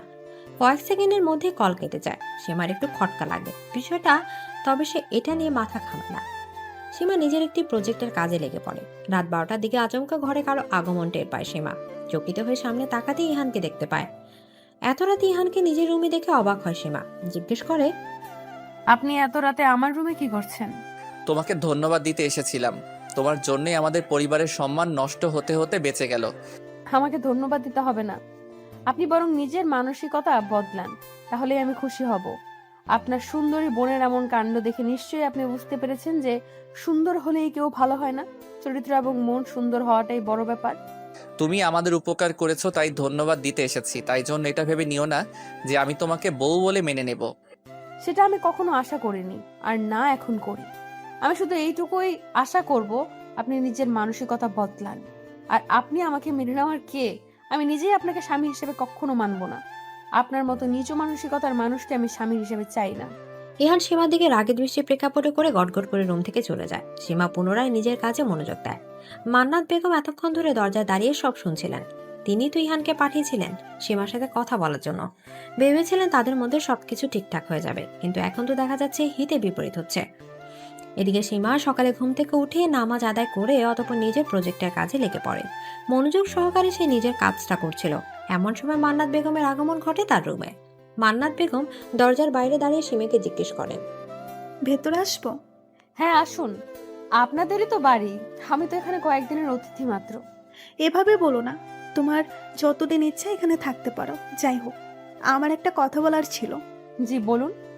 তুমি এই রুমে কেন আছো? দেখো আইনত এখনো তো ইহানের সাথে তোমার ডিভোর্স হয়ে যায়নি, তাই তোমাদের তো উচিত একসাথে একই রুমে থাকা। এর ফলে সম্পর্কের উন্নতি হবে। আপনার ছেলের সাথে কোনো সম্পর্কের উন্নতি করার ইচ্ছা আমার নেই। তার মতো নিচু মানসিকতার লোকের সাথে আর যাই হোক সংসার করা যায় না।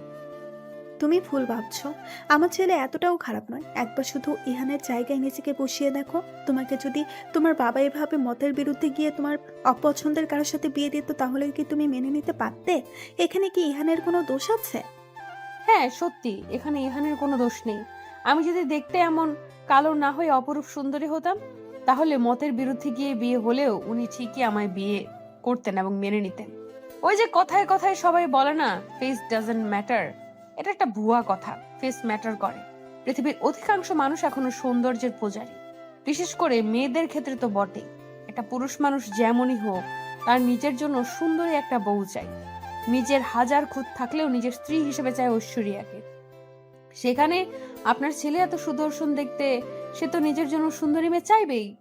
তাই তো আমি আপনার ছেলের জীবন থেকে চলে যেতে চাইছি। মানুষের মন মানসিকতা তো বদলাতে পারে সীমা। তুমি পারবে না আমার ছেলেটাকে বদলাতে? আমি এর কোনো প্রয়োজন মনে করছি না। যে বোঝার সে নিজে থেকেই বোঝে, আর যে না বোঝার সে বুঝেও বোঝা যায় না। এদিকে মান্নাত বেগম বুঝতে পারে সীমার মনোভাব, তাই তিনি আর কথা না বাড়িয়ে দীর্ঘশ্বাস ফেলে সীমার রুম থেকে বেরিয়ে আসেন। সীমা নিজের একটি প্রজেক্টের কাজে একটি স্থান পরিদর্শনে এসেছেন। মূলত একটা পুরাতন ব্রিজ মেরামত করে নতুনভাবে তৈরি করার কাজ এসে পড়েছে সীমার কাঁধে। সীমা সেটা নিয়ে আলোচনা করছিল। এমন সময় কেউ একজন সীমার সামনে এসে দাঁড়ায়। তার পরনে জিন্স এবং স্কার্ট, মুখে মাস্ক এবং চোখে সানগ্লাস পরা। সীমা সে মেয়েটিকে ঠিক চিনতে পারে না, কিন্তু তার প্রতি গভীর টান অনুভব হয়। সীমা দলের একজন লোক মেয়েটির সাথে সীমার পরিচয় করিয়ে দিয়ে বলে, উনি আমাদের এই প্রজেক্টে যুক্ত হয়েছেন। উনি ব্রিটেনের একজন নামকরা ইঞ্জিনিয়ার। ওনার নাম। এদিকে পুরো কথা সম্পূর্ণ হওয়ার আগে সীমা ডাক পড়ে। সীমা অন্যদিকে চলে যায়। অন্য মেয়েটি সীমার দিকে তাকিয়ে থাকে অপলক। সীমা একটি জায়গায় দাঁড়িয়েছিল। আশপাশ থেকে বিভিন্ন ভারী মালামাল বহন করা হচ্ছিল। সীমা সবকিছু তদারকিও করছিল। আচমকা একটা ভারী ইট সীমার মাথার উপর পড়তে যাচ্ছিল। সে সময় কোথা থেকে যেন মাস্ক সানগ্লাস পরিহিত মেয়েটি দেবদূতের মতো হাজির হয়। সীমাকে অনেক বড় বিপদের হাত থেকে বাঁচিয়ে দেয় মেয়েটি। কয়েকজন মানুষ ছুটে আসে। মেয়েটি সীমাকে জিজ্ঞেস করে, আর ইউ ওকে? এদিকে সীমার কাছে মেয়েটির গলা খুব চেনা লাগছিল। শুধু তাই নয়, মেয়েটিকেও তারা আপন আপন লাগছিল। কেন জানি মেয়েটির মুখ দেখার অদ্ভুত বাসনা জাগে সীমার মনে। সীমা মেয়েটির উদ্দেশ্যে বলে, I am fine, thanks for saving me. এদিকে মেয়েটি যেন নিশ্চিত হয়, অতঃপর চলে যায় নিজের মতো। সীমা সেই মেয়েটি যাওয়ার পানেই তাকিয়ে থাকে। সীমা বাড়িতে ফেরার পর দেখা দেয় নতুন সমস্যা। মান্নাত বেগম ইহানকে বলে সীমাকে নিয়ে ইনায়ের বিয়ের শপিং করতে যেতে। সীমা ও ইহান কেউই রাজি হয় না একসাথে যাওয়ার জন্য, কিন্তু মান্নাত বেগম জেদ ধরে বসেন থাকেন যে তাদেরকে একসাথে শপিং করতে যেতেই হবে। অগত্যা তার জেদের কাছে হার মেনে ইহান রাজি হয়। সীমাও ভদ্রতার খাতিরে রাজি হয়। সীমা, ইহান ও ইনায় একসাথে শপিং করতে বেরিয়ে যায়। গাড়িতে ওঠার সময়ও বিপত্তি বাধে। সীমা ইনায়ের সাথে গাড়ির পেছনে সিটে বসে। ইনায়কে মান্নাত বেগম বলে দিয়েছে যে করে হোক সীমা ও ইহান যাতে পুরো রাস্তা একসাথে বসে যায়। সেই কারণে ইনায় সীমাকে বলে, ভাবি, আমার এভাবে যেতে প্রবলেম হচ্ছে, তুমি একটু সামনে যাবে প্লিজ? কি প্রবলেম? শ্বাস নিতে সমস্যা। এদিকে সীমা একবার ইহানের দিকে তাকায়। ইহান সামনে আসার সংকেত দিতেই সামনে এগিয়ে বসে সীমা। ইহান গাড়ি চালাতে শুরু করেন। শপিং মলে পৌঁছে সবার শপিং এ মনোযোগ দেয়। মূলত ইনায়ের বিয়ের জন্য শপিং এ আসার কারণে সবাই সেদিকটাই দেখছিল। এদিকে ইনায়া মনে করে মান্নাত বেগম তাকে কি বলেছিল। তিনি বলেছিলেন, শোনিয়া না, তুই একটা ব্যাপার ভালোভাবে খেয়াল রাখবি, সীমা ও ইহান যেন একসাথে বেশি বেশি সময় কাটায়, এতে ওদের সম্প্রতি স্বাভাবিক হবে। এদিকে মায়ের আদেশ মতো কাজ করতে থাকে ইনা, তাই সে এক পর্যায়ে ইহানের কাছে গিয়ে চুপি চুপি বলেন, ভাইয়া তুমি তো শুধু আমার জন্য লেহেঙ্গা দেখছো, ভাবির জন্য কিছু একটা কেনো। সে তো এসেছে আমাদের সাথে, তাকেও তো কিছু কিনে নিয়ে দেওয়া উচিত। এদিকে ইহানের কাছে ইনার কথাটা যুক্তিযুক্ত লাগে। সত্যি তো, সীমা যখন তাদের সাথে এসেছে তখন সীমাকে কিছু কিনে দেওয়া দরকার। ইহান পুরো শপিং মল ঘুরে খুব সুন্দর একটা পিঙ্ক কালারের শাড়ি পছন্দ করে সীমার জন্য। সীমা একজন সেলসম্যানকে বলে শাড়িটা প্যাক করে নেয়। কেনাকাটা শেষ হলে তারা শপিং মল থেকে বেরিয়ে আসে। অতঃপর শপিং মলের বাইরে এসে ইহান সীমার হাতে শাড়িটা তুলে দেয়। সীমা তো বিশাল অবাক হয়ে যায় ইহানের এই কাণ্ডে, জিজ্ঞেস করে, কি এটা? শাড়ি আপনার জন্য, দেখুন তো পছন্দ হয় কিনা। এদিকে সীমার অবাক হওয়ার মাত্রা বৃদ্ধি পায়। শাড়িটা বের করে দেখে সত্যি অনেক সুন্দর। ইহানকে ধন্যবাদ জানিয়ে বলে, শাড়িটা আমার পছন্দ হয়েছে, থ্যাংক ইউ। এদিকে ইহানের গাড়িটা শপিং মলের বিপরীত দিকে একটি পার্কিং লটে পার্ক করা ছিল। ইহান গাড়িটা আনার জন্য রাস্তা পারাপার হতে যাচ্ছিল। এমন সময় একটি গাড়ি দ্রুত বেগে তার দিকে যাচ্ছিল। সীমার নজরে আসে ব্যাপারটা। সীমা আর কালক্ষেপণ না করে ছুটে যায় ইহানকে বাঁচানোর জন্য। ইহানকে ধাক্কা দিয়ে গাড়ির সামনে থেকে সরিয়ে দেয়। সীমা গাড়ির সামনে পড়ে যায়। মুহূর্তে রক্তাক্ত হয়ে রাস্তায় লুটিয়ে পড়ে সে। এদিকে সীমা রাস্তায় লুটিয়ে পড়ার পর ইহান কিছু সময়ের জন্য বাকরুদ্ধ হয়ে যায়। অতঃপর ব্যাপারটা বুঝতে পারা মাত্রই চিৎকার দিয়ে এগিয়ে আসে সীমার দিকে। ইতিমধ্যে রাস্তায় অনেকেই জমা হয়ে গেছে। ইনায়া ও সীমা এই অবস্থায় দেখে ভীত হয়ে গেছে। ইহান আর সময় নষ্ট না করে দ্রুত সীমাকে কোলে তুলে নেয়। নিজের গাড়িতে করে সীমাকে নিয়ে হাসপাতালের উদ্দেশ্যে রওনা দেয়। ইনায়াও যায় তার সাথে। হাসপাতালে পৌঁছে গাড়ি থামিয়ে ইহান হন্তদন্ত হয়ে সীমাকে নিয়ে ছুটে ভেতরে যায়। সীমাকে জরুরি বিভাগে ভর্তি করানো হয়। সীমার অবস্থার কথা ইনায়া ফোন করে বাড়িতে জানায়। মান্নাত বেগম, রায়হান খান কিছু সময়ের ব্যবধানে হাসপাতালে চলে আসে। সীমা কোথায়? ওর অবস্থা এখন কেমন? অবস্থা বেশি ভালো না, ভাবির অনেক ব্লাড লস হয়েছে, ডক্টর বলেছে লাইফ রিস্ক আছে। অ্যাক্সিডেন্ট হলো কিভাবে? ভাইয়া পার্কিং লট থেকে গাড়ি আনার জন্য যাচ্ছিল, এমন সময় একটা গাড়ি ভাইয়ের দিকে এগিয়ে আসছিল। আর কেউ সেটা না দেখলেও ভাবির নজরে আসে ব্যাপারটা। ভাবি ভাইয়াকে বাঁচানোর জন্য এগিয়ে যায় এবং ভাইয়াকে বাঁচাতে গিয়ে নিজে আহত হয়। ইতিমধ্যে সীমার বাবা সাজ্জাদ চৌধুরী হাসপাতালে এসে উপস্থিত হন। নিজের মেয়ের এই অবস্থার কথা শুনে তিনি অনেক জরুরি একটা মিটিং ফেলে চলে এসেছেন। হাসপাতালে এসে সাজ্জাদ চৌধুরী রায়হান খানের কাছে জানতে চান, আমার সীমা কোথায়? ও কেমন আছে? তুই শান্ত হ, সীমার চিকিৎসা চলছে, ও সুস্থ হয়ে যাবে ইনশাল্লাহ। তুই আমাকে শান্ত হতে বলেছিস রায়হান? আমার মেয়ের এই অবস্থা আর আমি শান্ত থাকবো? শুনে রাখ, আমার মেয়ের যদি কিছু হয় তাহলে আমি কিন্তু কাউকে ছাড়বো না। তোদের জন্য আমার মেয়েটার জীবন শেষ হয়ে যেতে বসেছে। এদিকে রায়হান খান আর বলার মতো কিছু খুঁজে পান না, কারণ এখন সাজ্জাদ চৌধুরী রেগে আছেন। তাই তাকে কোনো বুঝিয়ে লাভ নেই, এতে হিতে বিপরীত হতে পারে। এর মধ্যে ডাক্তার এসে বলেন, পেশেন্টের বাড়ির লোক কে আছেন? ওনার অবস্থা অবনতি ঘটেছে, অনেক বেশি ব্লাড লস হয়েছে, তাই ইমিডিয়েটলি রক্ত লাগবে। ওনার রক্তের গ্রুপও নেগেটিভ, যত তাড়াতাড়ি সম্ভব রক্তের ব্যবস্থা করুন।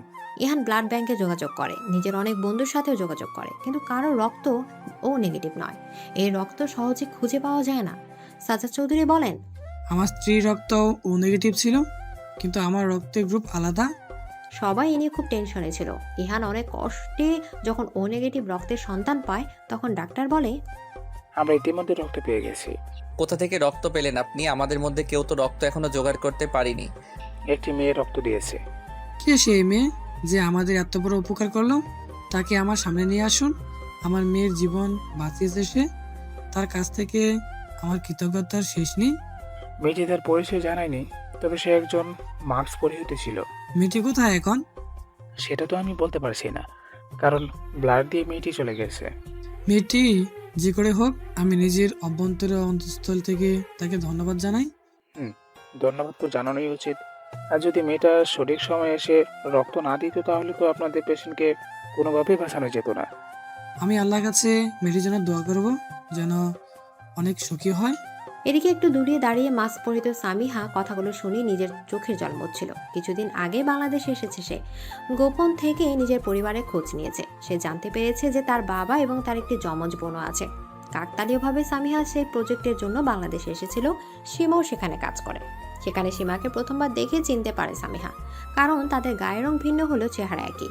আজ যখন সীমার অ্যাক্সিডেন্টের খবর তার কানে আসে তখনই সে ছুটে আসে। অতঃপর সামিহা নিজের রক্ত দিয়ে সীমার জীবন বাঁচায়। সামিহা দূর থেকে সাজ্জাদ চৌধুরীর উদ্দেশ্যে বলে, তুমি আমার জন্য দোয়া করবে বলছো, অথচই আমাকে নিজে থেকে দূর করে দিয়েছিলে। নিজের আসল পরিবার থেকে দূরে থেকেছি এতদিন, ভেবেছিলাম তোমাদের কাছে থাকবো, কিন্তু পরে যখন জানলাম তুমি আমাকে আমাদের মায়ের মৃত্যুর জন্য দায়ী মনে করো, তখন আমি সিদ্ধান্ত বদলে ফেললাম। আমি থাকবো না তোমাদের সাথে, দূরে থেকেই তোমাদের দেখবো। এদিকে সামিহা চলে যায় সেখান থেকে নিজের গন্তব্যের দিকে। দীর্ঘ একদিন পর সীমার জ্ঞান ফিরে, তবে সে অনেক বেশি দুর্বল ছিল। ডাক্তার বলে দিয়েছে আশঙ্কামুক্ত হলেও সীমা সুস্থ হতে অনেক বেশি সময় লাগবে। সীমা সুস্থ হওয়ার কথা শুনে এক এক করে সবাই এসে তার সাথে দেখা করে গেছে, আসেনি শুধু ইহান। সীমা ভেবে পায় না ইহানের না আসার কারণ কি।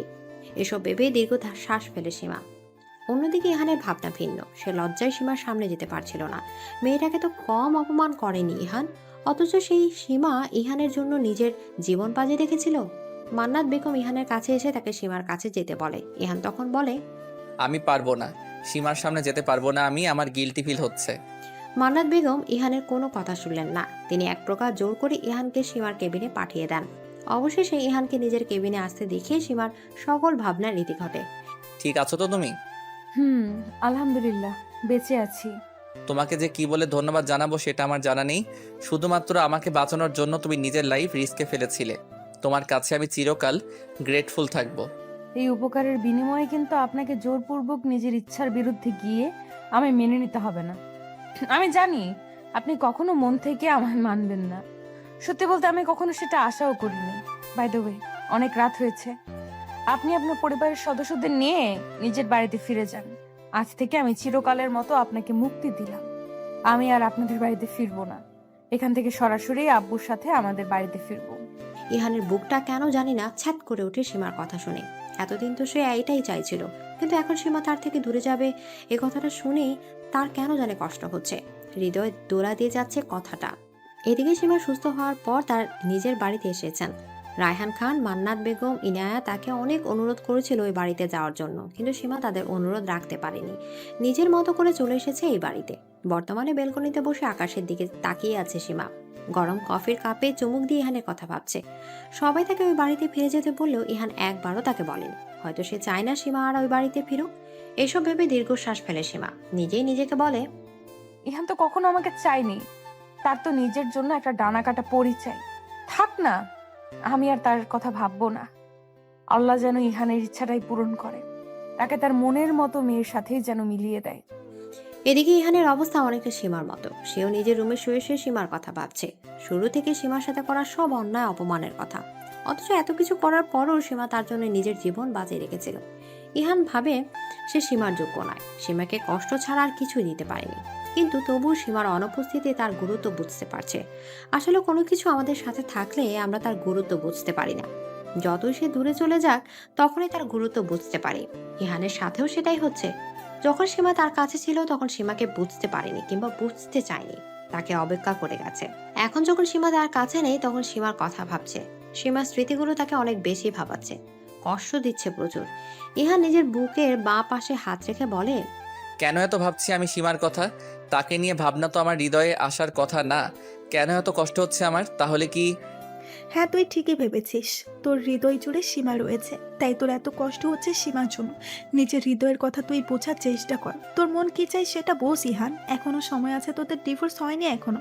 তাই সময় থাকতে মেয়েটাকে ফিরিয়ে আন, না হলে পরে আজীবন পস্তাতে হবে তোকে। মিলিয়ে নিস আমার কথা। এমন কিছুই নয় আম্মু, তুমি ভুল ভাবছো। আমি সীমাকে ভালোবাসি না। আমি তোর মা, তোকে 10 মাস পেটে ধরেছি, তাই আমি জানি তোর মনোভাব। এদিকে সীমা নিজের বাড়ির ড্রয়িং রুমে বসে আছে। তার সামনে তার বাবা বসে নিউজ পেপারস পড়ছে। সীমা আচমকা তার বাবা সাজ্জাদ চৌধুরীর উদ্দেশ্যে বলে ওঠে, তুমি কি মনে করো আব্বু একটা সদ্যজাত শিশু তার মায়ের মৃত্যুর কারণ হতে পারে? এই প্রশ্নের কোনো উত্তর আমার কাছে নেই। কিছু কিছু প্রশ্নের কাছে বিবেক হেরে যায় এবং আবেগ জিতে যায়। আবেগকে তো জিততে দিলে চলবে না আব্বু, বিবেক দিয়ে ভাবতে শেখো। আম্মুর মৃত্যুর জন্য তুমি আমার যমজ বোনকে দায় দিতে পারো না। আমিও তো আমার মায়ের গর্ভে ছিলাম, তাই না? তোমার যুক্তি মতে যদি আমার বোন আম্মুর মৃত্যুর জন্য দায়ী হয়ে থাকে, তাহলে আমিও তো সমানভাবেই দায়ী। তাহলে আমাকে নিজে এত আদর করে বড় করলে কেন? আর আমার বোন কোথায় আছে, কেমন আছে, তার কোনো খোঁজ পর্যন্ত নিলে না। এটা তোমার অন্যায় আব্বু। তোমাকে বুঝতে হবে আমরা দুজনেই তোমার সন্তান। আজ যদি আম্মু বেঁচে থাকতো তাহলে কি করতে তুমি? আচ্ছা, আম্মুর সামনে কি কখনো তুমি দাঁড়াতে পারবে? আম্মু যদি পরকালে তোমায় জিজ্ঞেস করে তার এক মেয়ের প্রতি তুমি কেন এত অবহেলা করলে, তখন তুমি কি জবাব দিবে? উত্তর দাও আব্বু। তোর শরীর খারাপ, তুই বিশ্রাম নে। আর কতদিন এইভাবে তুমি পালিয়ে বেড়াবে বাবা? এবার সময় হয়ে গেছে তোমার সাথে তার মুখোমুখি হওয়ার। আমাকে এড়িয়ে যেতে পারলেও সে যখন তোমাকে প্রশ্ন করবে তখন তুমি কিভাবে তাকে এড়িয়ে যাবে সেটা দেখবো। এদিকে সামিয়া প্রবেশ করলো চৌধুরীর বাড়িতে। এই বাড়িতে প্রবেশ করা মাত্রই আপন আপন অনুভূতি হতে লাগলো। এটাই যে তার নিজের বাড়ি, যেখানে তার বাবা আর বোন রয়েছে। সামিহা ড্রয়িং রুমে উপস্থিত হতে সীমার সম্মুখীন হয়। সীমাও সামিহাকে দেখতে পায়। দুই বোন একে অপরকে দেখে চিনতে পারে। আবেগ আপ্লুত হয়ে জড়িয়ে ধরে একে অপরকে। সীমা সামিয়াকে জড়িয়ে ধরে বলল, ধন্যবাদ বোন, তুই আমাকে একবার না দুইবার বাঁচিয়েছিস। কি ভেবেছিলি এইভাবে লুকিয়েই থাকবে সব সময় আর আমি তোর খোঁজ পাবো না? ভুল ভেবেছিস তুই। প্রথমবার তোকে দেখে আমি তোর প্রতি একটা টান অনুভব করি। পরে যখন ডাক্তারের কাছে যে আমার রক্ত দিয়েছে তার বর্ণনা শুনি, তখনই শিওর হয়ে যায় যে তুই সেই মেয়ে, আর তোর সাথে নিশ্চয়ই আমার কোনো সম্পর্ক আছে। পরে আমাদের প্রজেক্ট হেডের সাথে যোগাযোগ করে তোর নাম, পরিচয় এবং ছবি দেখে বুঝতে পারি তুই আমার সেই যমজ বোন, যার সম্পর্কে এতদিন আমি অবগত ছিলাম না। আমিও এতদিন তোমাদের ব্যাপারে কিছুই জানতাম না। নিজেকে আমি মামা মামির সন্তান ভাবতাম। কিছুদিন আগে আমি সব সত্য জানতে পারি, তারপরে দেশে আসার সিদ্ধান্ত নেই। দেশে এসে এভাবে লুকিয়ে বেড়াচ্ছিলি কেন রে? আজ যদি আমি তোকে ফোন করে না ডাকতাম তাহলে তো তুই আসতিই না। আমি ভয়ে ছিলাম যে তোরা যদি আমার আবার দূরে ঠেলে দিস। এত বছর পর যখন তোকে ফিরে পেয়েছি তখন আর তোকে দূরে ঠেলে দেব না। আব্বু তোকে মেয়ে বলে মেনে নিবে, দেখিনিস। এমন সময় ড্রয়িং রুমে সাজ্জাদ চৌধুরীর আগমন ঘটে। সীমা ও সামিয়াকে একসাথে দেখে তিনি হতবাক হয়ে যান। ইহান অফিস থেকে বাড়িতে ফিরে দেখতে পায় বাড়িতে অনেক সাজসজ্জা চলছে। ইহান তার মা মান্নাত বেগমের কাছে জানতে চায়, বাড়িতে কি কোনো অনুষ্ঠান আছে? কেন ভুলে গেলি তোর বোনের বিয়ের কথা?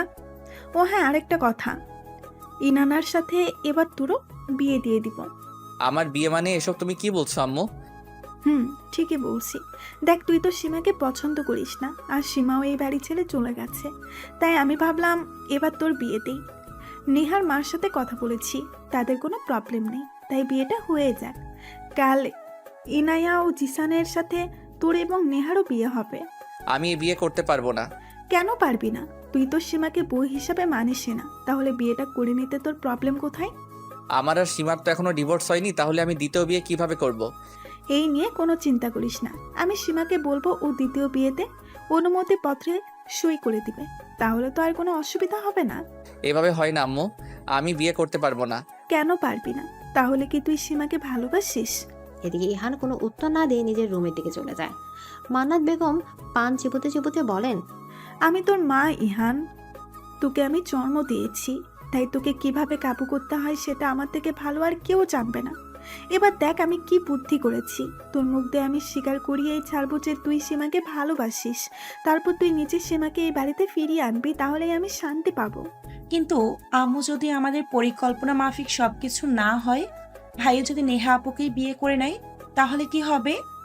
সেটা ইহান করতে পারবে না। আমি ওর মা, ওর চোখ দেখি ওর অনুভূতি বুঝতে পারি আমি। ওর চোখে সীমার জন্য অনুভূতি স্পষ্ট দেখেছি আমি। তুই দেখিস ও কিছুতেই নেহাকে বিয়ে করতে পারবে না, আর যদি চাই তাও পারবে না, কারণ নেহার বয়ফ্রেন্ড আছে। আজ নেহার সাথে ওর বয়ফ্রেন্ডের বিয়ে হবে। এদিকে ইহান নিজের রুমে এসে সীমার কথায় ভাবছিল। ইহান সীমাকে কিছুতেই যেন ভুলতে পারছে না, না চাইতেও সীমার কথাই তার মনে আসছে বারংবার। এই রকম পরিস্থিতিতে সীমাকে ছেড়ে সে কিভাবে থাকবে, অন্য কাউকে কিভাবে বিয়ে করবে? ইহান নিজের এই প্রশ্নগুলোর কোনো উত্তর পায় না। সামিয়াকে নিয়ে সাজ্জাদ চৌধুরীর সম্মুখীন হলো সীমা। সাজ্জাদ চৌধুরীর হাতে সামিয়ার হাত দিয়ে বলল, ও আমার বোন আব্বু, নিজের মেয়ে যাকে তুমি এতদিন দূরে ঠেলে রেখেছিলে, আজও এসেছে আমাদের কাছে। আমি তোমার কাছে অনুরোধ করে বলছি, প্লিজ ওকে আর দূরে ঠেলে দিও না। এবার ওকে আপন করে নাও না আব্বু। এটা অনেক আশা নিয়ে এসেছে, আশা করছি তুমি ওকে ফিরিয়ে। এদিকে সীমার কথা শেষ হওয়ার আগে সাজ্জাদ চৌধুরী সামিয়াকে বুকে টেনে নেন। সামিয়াকে জড়িয়ে ক্রন্দনরত অবস্থায় বলেন, তোর কাছে ক্ষমা চাওয়ার কোনো মুখ আমার নেই মা। তবুও তোর এই অপরাধী বাবা তোর কাছে ক্ষমা চাইছে, পারলে আমাকে ক্ষমা করে দিস। আমি বিনা অপরাধে তোকে এতদিন দূরে টেনে রেখেছিলাম, বিনা অপরাধে তুই এত শাস্তি ভোগ করলি। আমি এজন্যই তোমাকে কখনোই ক্ষমা করব না। তোমার জন্য আমি এতদিন নিজের পরিবার থেকে দূরে ছিলাম। আচ্ছা ড্যাড, তুমি বলো আমার কি দোষ ছিল? মায়ের মৃত্যুর জন্য কিভাবে আমি দায়ী হই? আমি তো একটা নিষ্পাপ মাসুম বাচ্চা ছিলাম।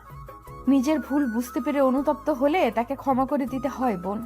আমি জানি তুই তোর হারানো শৈশব, হারিয়ে যাওয়া সময়গুলো আর কখনো ফেরত পাবি না, কিন্তু এখান থেকে তো আমরা সব কিছু নতুন ভাবে শুরু করতে পারি, তাই না? কি দরকার রাগ পুষে রাখার? চল না এখন আমরা সবাই মিলে একটা সুখী পরিবার গঠন করি। এদিকে 3 বাবা মেয়ে একে অপরকে জড়িয়ে ধরে আজ যেন সম্পূর্ণ হলো একটি পরিবার। সামিয়া ও সীমা একই রুমে বসেছিল। সামিহা সীমার কাছ থেকে তার ইহানের ব্যাপারে সবকিছু শুনল। সব শুনে তার রাগ হলো ইহানের উপর। সামিহা বলল, কেমন মানুষ ইহান, যে রূপ দিয়ে মানুষকে বিবেচনা করো? বাদ দে সেসব কথা। উনি ওনার মতো সুখী হন। আজ ওনার পছন্দ মতো মেয়ের সাথে ওনার বিয়ে হওয়ার কথা। আশা করব এবার তুই সুখী হবেন। এদিকে ইনায়া ও জিশানের বিয়ে সুষ্ঠুভাবে সম্পন্ন হলো। অতঃপর নেহা ও ইহানের বিয়ের বন্দোবস্ত করা হলো। নেহা বিয়ের আসরে আসার কিছুক্ষণ পর ইহান এসে বলল, আমি এই বিয়ে করতে পারবো না। কেন পারবে না তুমি এই বিয়ে করতে? কারণ আমি বিবাহিত। আমি আমার স্ত্রীকে সীমাকে ভালোবাসি। আমার হৃদয় জুড়ে একজনই রয়েছে, সে হলো সীমা। তাই অন্য কাউকে বিয়ে করা আমার কাছে সম্ভব নয়। বাহ, এইটাই তো শুনতে চেয়েছিলাম তোর মুখ থেকে। যাক, শেষ পর্যন্ত তুই নিজের মনের কথা বুঝতে পারলি। আমার পরিকল্পনা সফল। এখন চার দেরি করিস না, আমার বাড়ির বউকে বাড়িতে সসম্মানে ফিরিয়ে নিয়ে আয়। এদিকে ইহান সাথে সাথে বাড়ি থেকে বেরিয়ে যায়। অতঃপর নেহার সাথে তার বয়ফ্রেন্ডের বিয়েটা হয়ে যায়। সবকিছু ভালো ভালো বিটে যাওয়ার পর মান্নাত বেগম ভাবতে থাকেন, সীমা আর ইহান এক হলেই এখন সবকিছু ভালোই ভালোই মিটে যাবে। এদিকে ইহান সীমার বাড়িতে চলে আসে। আজ যখন সে নিজের মনের কথা বুঝতে পেরেছে তখন আর সীমার থেকে দূরে থাকতে চায় না। আজ সীমাকে নিয়েই বাড়িতে ফিরবে বলে শপথ নিয়েছে ইহান। সে অনুযায়ী ইহান বাড়িতে এসে সাজ্জাদ চৌধুরীর মুখোমুখি হন। সাজ্জাদ চৌধুরী ইহানকে দেখে মোটেও খুশি হন না। তিনি ইহানকে উদ্দেশ্য করে বলেন, কি এসেছে তুমি এখানে? কি চাই তোমার? সীমা কোথায়? আমি ওর সাথে দেখা করতে চাই। আমার মেয়ের সাথে কেন দেখা করতে চাও? ওকে কি যথেষ্ট কষ্ট দেওয়া হয়নি তোমার? আরো কষ্ট দেওয়ার ধান্দা আছে? ভালোই ভালোই বলছি, এখান থেকে চলে যাও, না হলে আমার থেকে খারাপ আর কেউ হবে না। প্লিজ এভাবে বলবেন না, আমার সীমার সাথে দেখা করা অনেক বেশি প্রয়োজন। এদিকে সাজ্জাদ চৌধুরী ইহানকে কিছুতে মত দেন না। এমন সময় সামিহার আগমন ঘটে সেখানে। সামিহা সাজ্জাদ চৌধুরীকে জিজ্ঞেস করে, কে এসেছে ড্যাড? এদিকে ইহান সামিয়ার দিকে তাকিয়ে অবাক হয়ে যায়, কারণ তার চেহারা একদম সীমার মতো, কিন্তু গায়ের রংটা ফর্সা। ইহান সামিহার দিকে তাকিয়েছিল। সামিহা বেশ লজ্জিত বোধ করে বলে, আমার দিকে এভাবে কি দেখছেন? কে আপনি? আপনার সাথে সীমার চেহারার এত মিল কেন? আমি সামিহা সীমার যমজ বোন। এদিকে ইহান এতক্ষণে ব্যাপারটা বুঝতে পারে। এর মধ্যে সীমারও আগমন ঘটে। সীমা এসে ইহানকে দেখে মোটেও কিছু হয় না।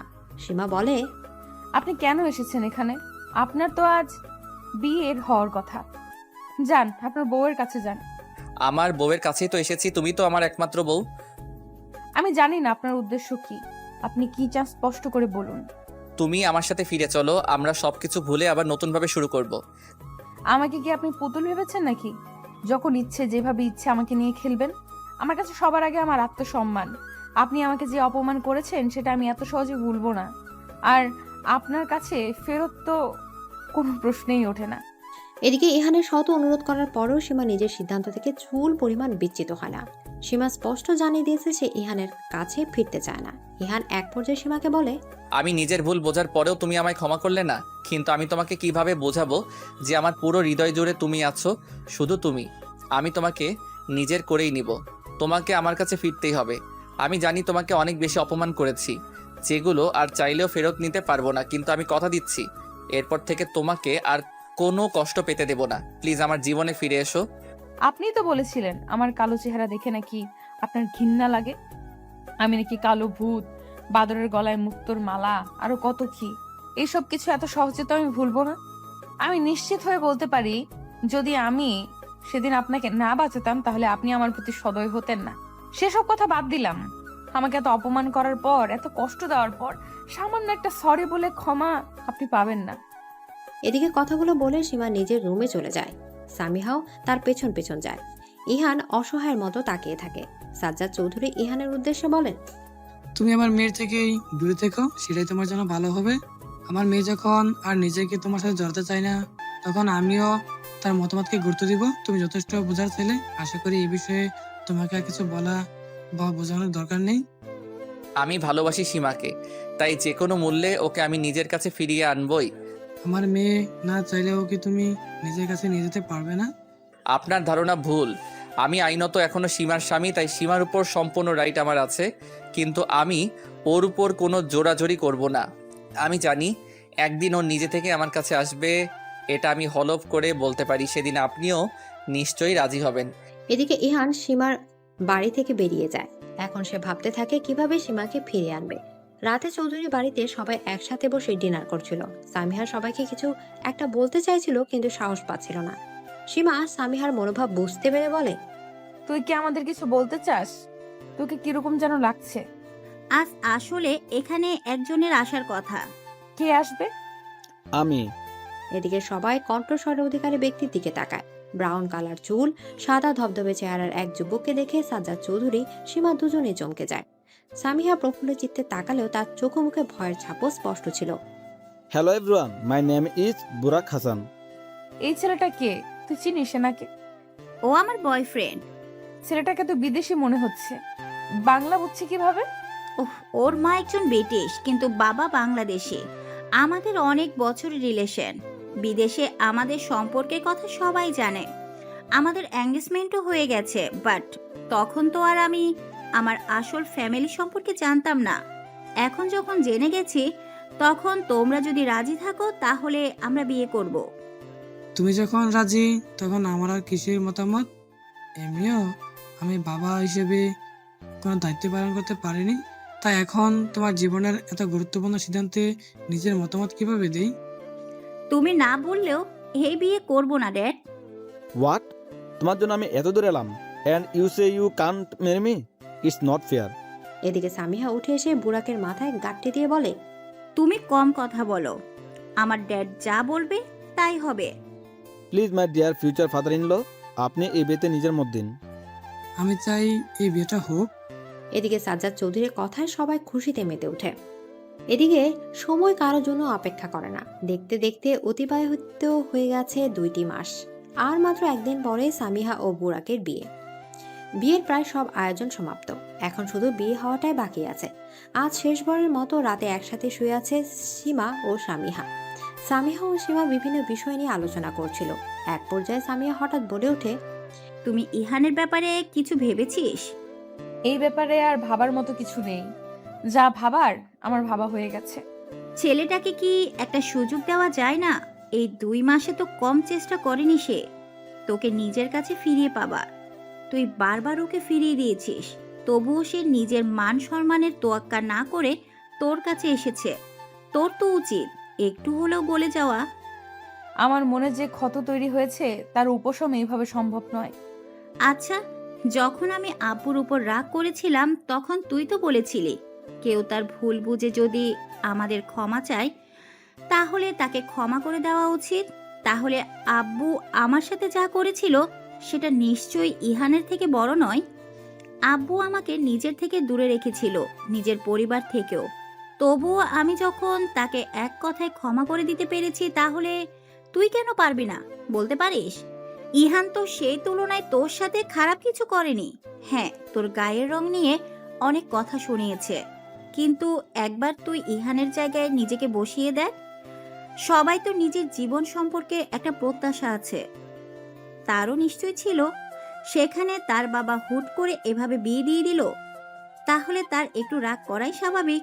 তাই সে প্রথম একটু রাগ করেছিল, কিন্তু যখন নিজের ভুল বুঝতে পারলো, সে তো এখন তোকে ভালোবাসে। আর জীবনে ভালোবাসার গুরুত্ব অনেক বেশি। সত্যিকারে ভালোবাসার মানুষ খুঁজে পাওয়া কিন্তু সহজ না। তাই বলছি, এখনো সময় আছে। তোদের যেহেতু এখনো ডিভোর্স হয়নি, তাই সম্পর্কটাকে একটা সুযোগ দিতে পারিস তুই। সবকিছু শেষ হওয়ার আগে সব ঠিক করে নে, না হলে পরে কিন্তু তোকেই পস্তাতে হবে। এদিকে সীমা সামিহার বলা কথাগুলি ভাবতে পারে। অতঃপর সে একটা সিদ্ধান্তে পৌঁছায়। চৌধুরী বাড়িতে আজ আলোকসজ্জায় ভরপুর। এই বাড়ির মেয়ে সামিহার বিয়ে আজ। এই উপলক্ষে অনেক বড় আয়োজন করা হয়েছে। পার্লার থেকে লোক এসেছে সামিহাকে সাজানোর জন্য। হিমা সামিহার পাশে বসে আছে। সামিহাকে সাজানো শেষ হলে সীমা বলে ওঠে, বাহ, কি সুন্দর লাগছে আমার বোনটাকে। কারো নজর না লাগুক। আমার উপর কারো নজর লাগবে না। এখন তুই একটা কাজ কর, তুইও সেজে নে। আমি সেজে কি করব? তোর বিয়ে যেহেতু, তাই তোরে সাজা উচিত। আর এমনিতেও আমি তোর মতো সুন্দরী নই যে সাজলে আমাকে ভালো লাগবে। না, আমি কোনো কথা শুনতে চাই না। তোকে যখন বলেছি সাজতে হবে তখন তোকে সাজতেই হবে। এদিকে সামিহা জেদের কাছে পরাজিত হয় সীমা। অতঃপর পার্লারের লোকেরাও তাকে সাজিয়ে দেয় সুন্দরভাবে। সামিহা সীমাকে আয়নার সামনে নিয়ে এসে বলে, কে যেন বলেছিল তোকে নাকি সুন্দর লাগে না। একবার দেখুক নিজেকে আয়নায়। এত রূপসী কাউকে তো দরকার। এদিকে সামিহা আর কিছুই বলল না। একটু পরে তাকে নিয়ে যাওয়া হলো বিয়ের আসরে। বুড়াকও তার পরিবার নিয়ে উপস্থিত হয়েছে। তাদের বিয়ে সম্পন্ন হয়। সবাই আলহামদুলিল্লাহ বলে ওঠে। বিয়ে হয়ে যাওয়ার পর আসে বিদায় পালা। সামিহা সাজ্জাদ চৌধুরীও সীমাকে জড়িয়ে ধরে কাঁদতে থাকে। মেয়েটা কতদিন পর তার পরিবারকে খুঁজে পেল, কিন্তু দুর্ভাগ্য যে আবার হারাতে হবে। সামিহা সীমাকে জড়িয়ে ধরে বলে, কাল রাতে তোকে যে কথাগুলো বললাম সেগুলো একবার ভেবে দেখিস। আমি ইতিমধ্যে এই ব্যাপারে ভেবে নিয়েছি। এদিকে সামিহা আর কিছু বলার সুযোগ পেল না। বুড়াকের পরিবার তাকে তাড়া দিল। সামিহা বুড়াকের সাথে গাড়িতে উঠে পড়ল। তারপর সবার কাছ থেকে বিদায় নিল। রওনা দিল নতুন গন্তব্যে। ভিড় কমে যাওয়ার পর সীমা লক্ষ্য করলো ইহানকে। ইহান সীমার দিকে এগিয়ে এসে তাকে বলল, আমি অনেক চেষ্টা করে পারলাম না তোমাকে মানাতে, এখন আর জোর করতে চাই না। তুমি চাইলে ডিভোর্স। কেমন ভালোবাসেন আপনি আমায়, এত সহজে হাল ছেড়ে দিলেন। আর আমি কিনা আপনার জন্য অপেক্ষায় ছিলাম। তার মানে তুমি আমার জীবনে ফিরবে? এদিকে সীমা আর সময় নষ্ট না করে জড়িয়ে ধরে ইহানকে। তাদের মধ্যে সব দূরত্ব যেন মিটে যায়। সীমাকে সাথে নিয়ে নিজের বাড়িতে ফিরল ইহান। সীমাকে ফিরতে দেখে রায়হান খান, মান্নাত বেগম দুজনেই খুব খুশি হন। মান্নাত বেগম তো সীমাকে জড়িয়ে ধরে বললেন, এই দিনের অপেক্ষাতেই তো ছিলাম, অবশেষে তুমি ফিরলে। আমার সংসারটা আবার পূর্ণ হলো। রাতের ডিনার করে তারপর শুতে যেও। এদিকে সীমা মান্নাত বেগমের কথা মতো ডিনার করতে বসে। ইহানও বসে যায় তার সাথে খেতে। খাওয়া দাওয়া শেষ করে অতঃপর সীমা ও ইহান দুজনেই নিজেদের রুমে চলে যায়। ইহান রুমে প্রবেশ করা মাত্র সীমাকে বলে, তোমাকে আমাদের রুমে পুনরায় সুস্বাগতম। এর আগে এই রুমে তোমাকে স্ত্রীর মর্যাদা দেইনি, কিন্তু এবার পূর্ণ মর্যাদার সাথে তোমাকে নিয়ে এলাম। এদিকে ইহানের কথা শুনে সীমা অনেক বেশি খুশি হয়ে যায়। তবে ভেতরে তার জন্য যে আরো বড় সারপ্রাইজ অপেক্ষা করছিল সেটা সে জানতেই পারেনি। বিছানার দিকে তাকা দিয়ে সীমা দেখতে পায় ফুল দিয়ে সজ্জিত। ইহান বলে, আমাদের বাসরটাও তো এখনো হয়নি, তাই আজ না হয়। এদিকে ইহান পুরো কথা সম্পন্ন করতে পারে না। তার আগে সীমার মুখ লজ্জায় লাল হয়ে যায়। ইহান সীমার লাজুক মুখ দেখে মুচকি হেসে বলে, এত লজ্জা পেও না প্রিয়তমা, আজ আমাদের মিলনের সময় ঘনিয়ে আসছে। এদিকে ইহান সীমার কাছে আসতে থাকে। সীমা বিছানায় গিয়ে চুপটি করে বসে। ইহান ও সীমার ঘনিষ্ঠতা ধীরে ধীরে বাড়তে থাকে। আজকের রাত সাক্ষী হয় তাদের দুজনের ভালোবাসা। সকালে ঘুম থেকে ওঠা মাত্র সীমা নিজেকে ইহানের কাছে অনেক কাছাকাছি আবিষ্কার করে। ইহানের ঘুম ভেঙে গেলে সে দেখতে পায় সীমা তার দিকে তাকিয়ে আছে।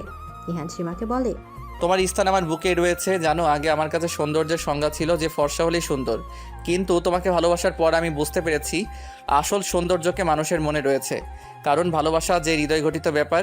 আর আজ দেখো, আমার হৃদয় জুড়ে তুমি।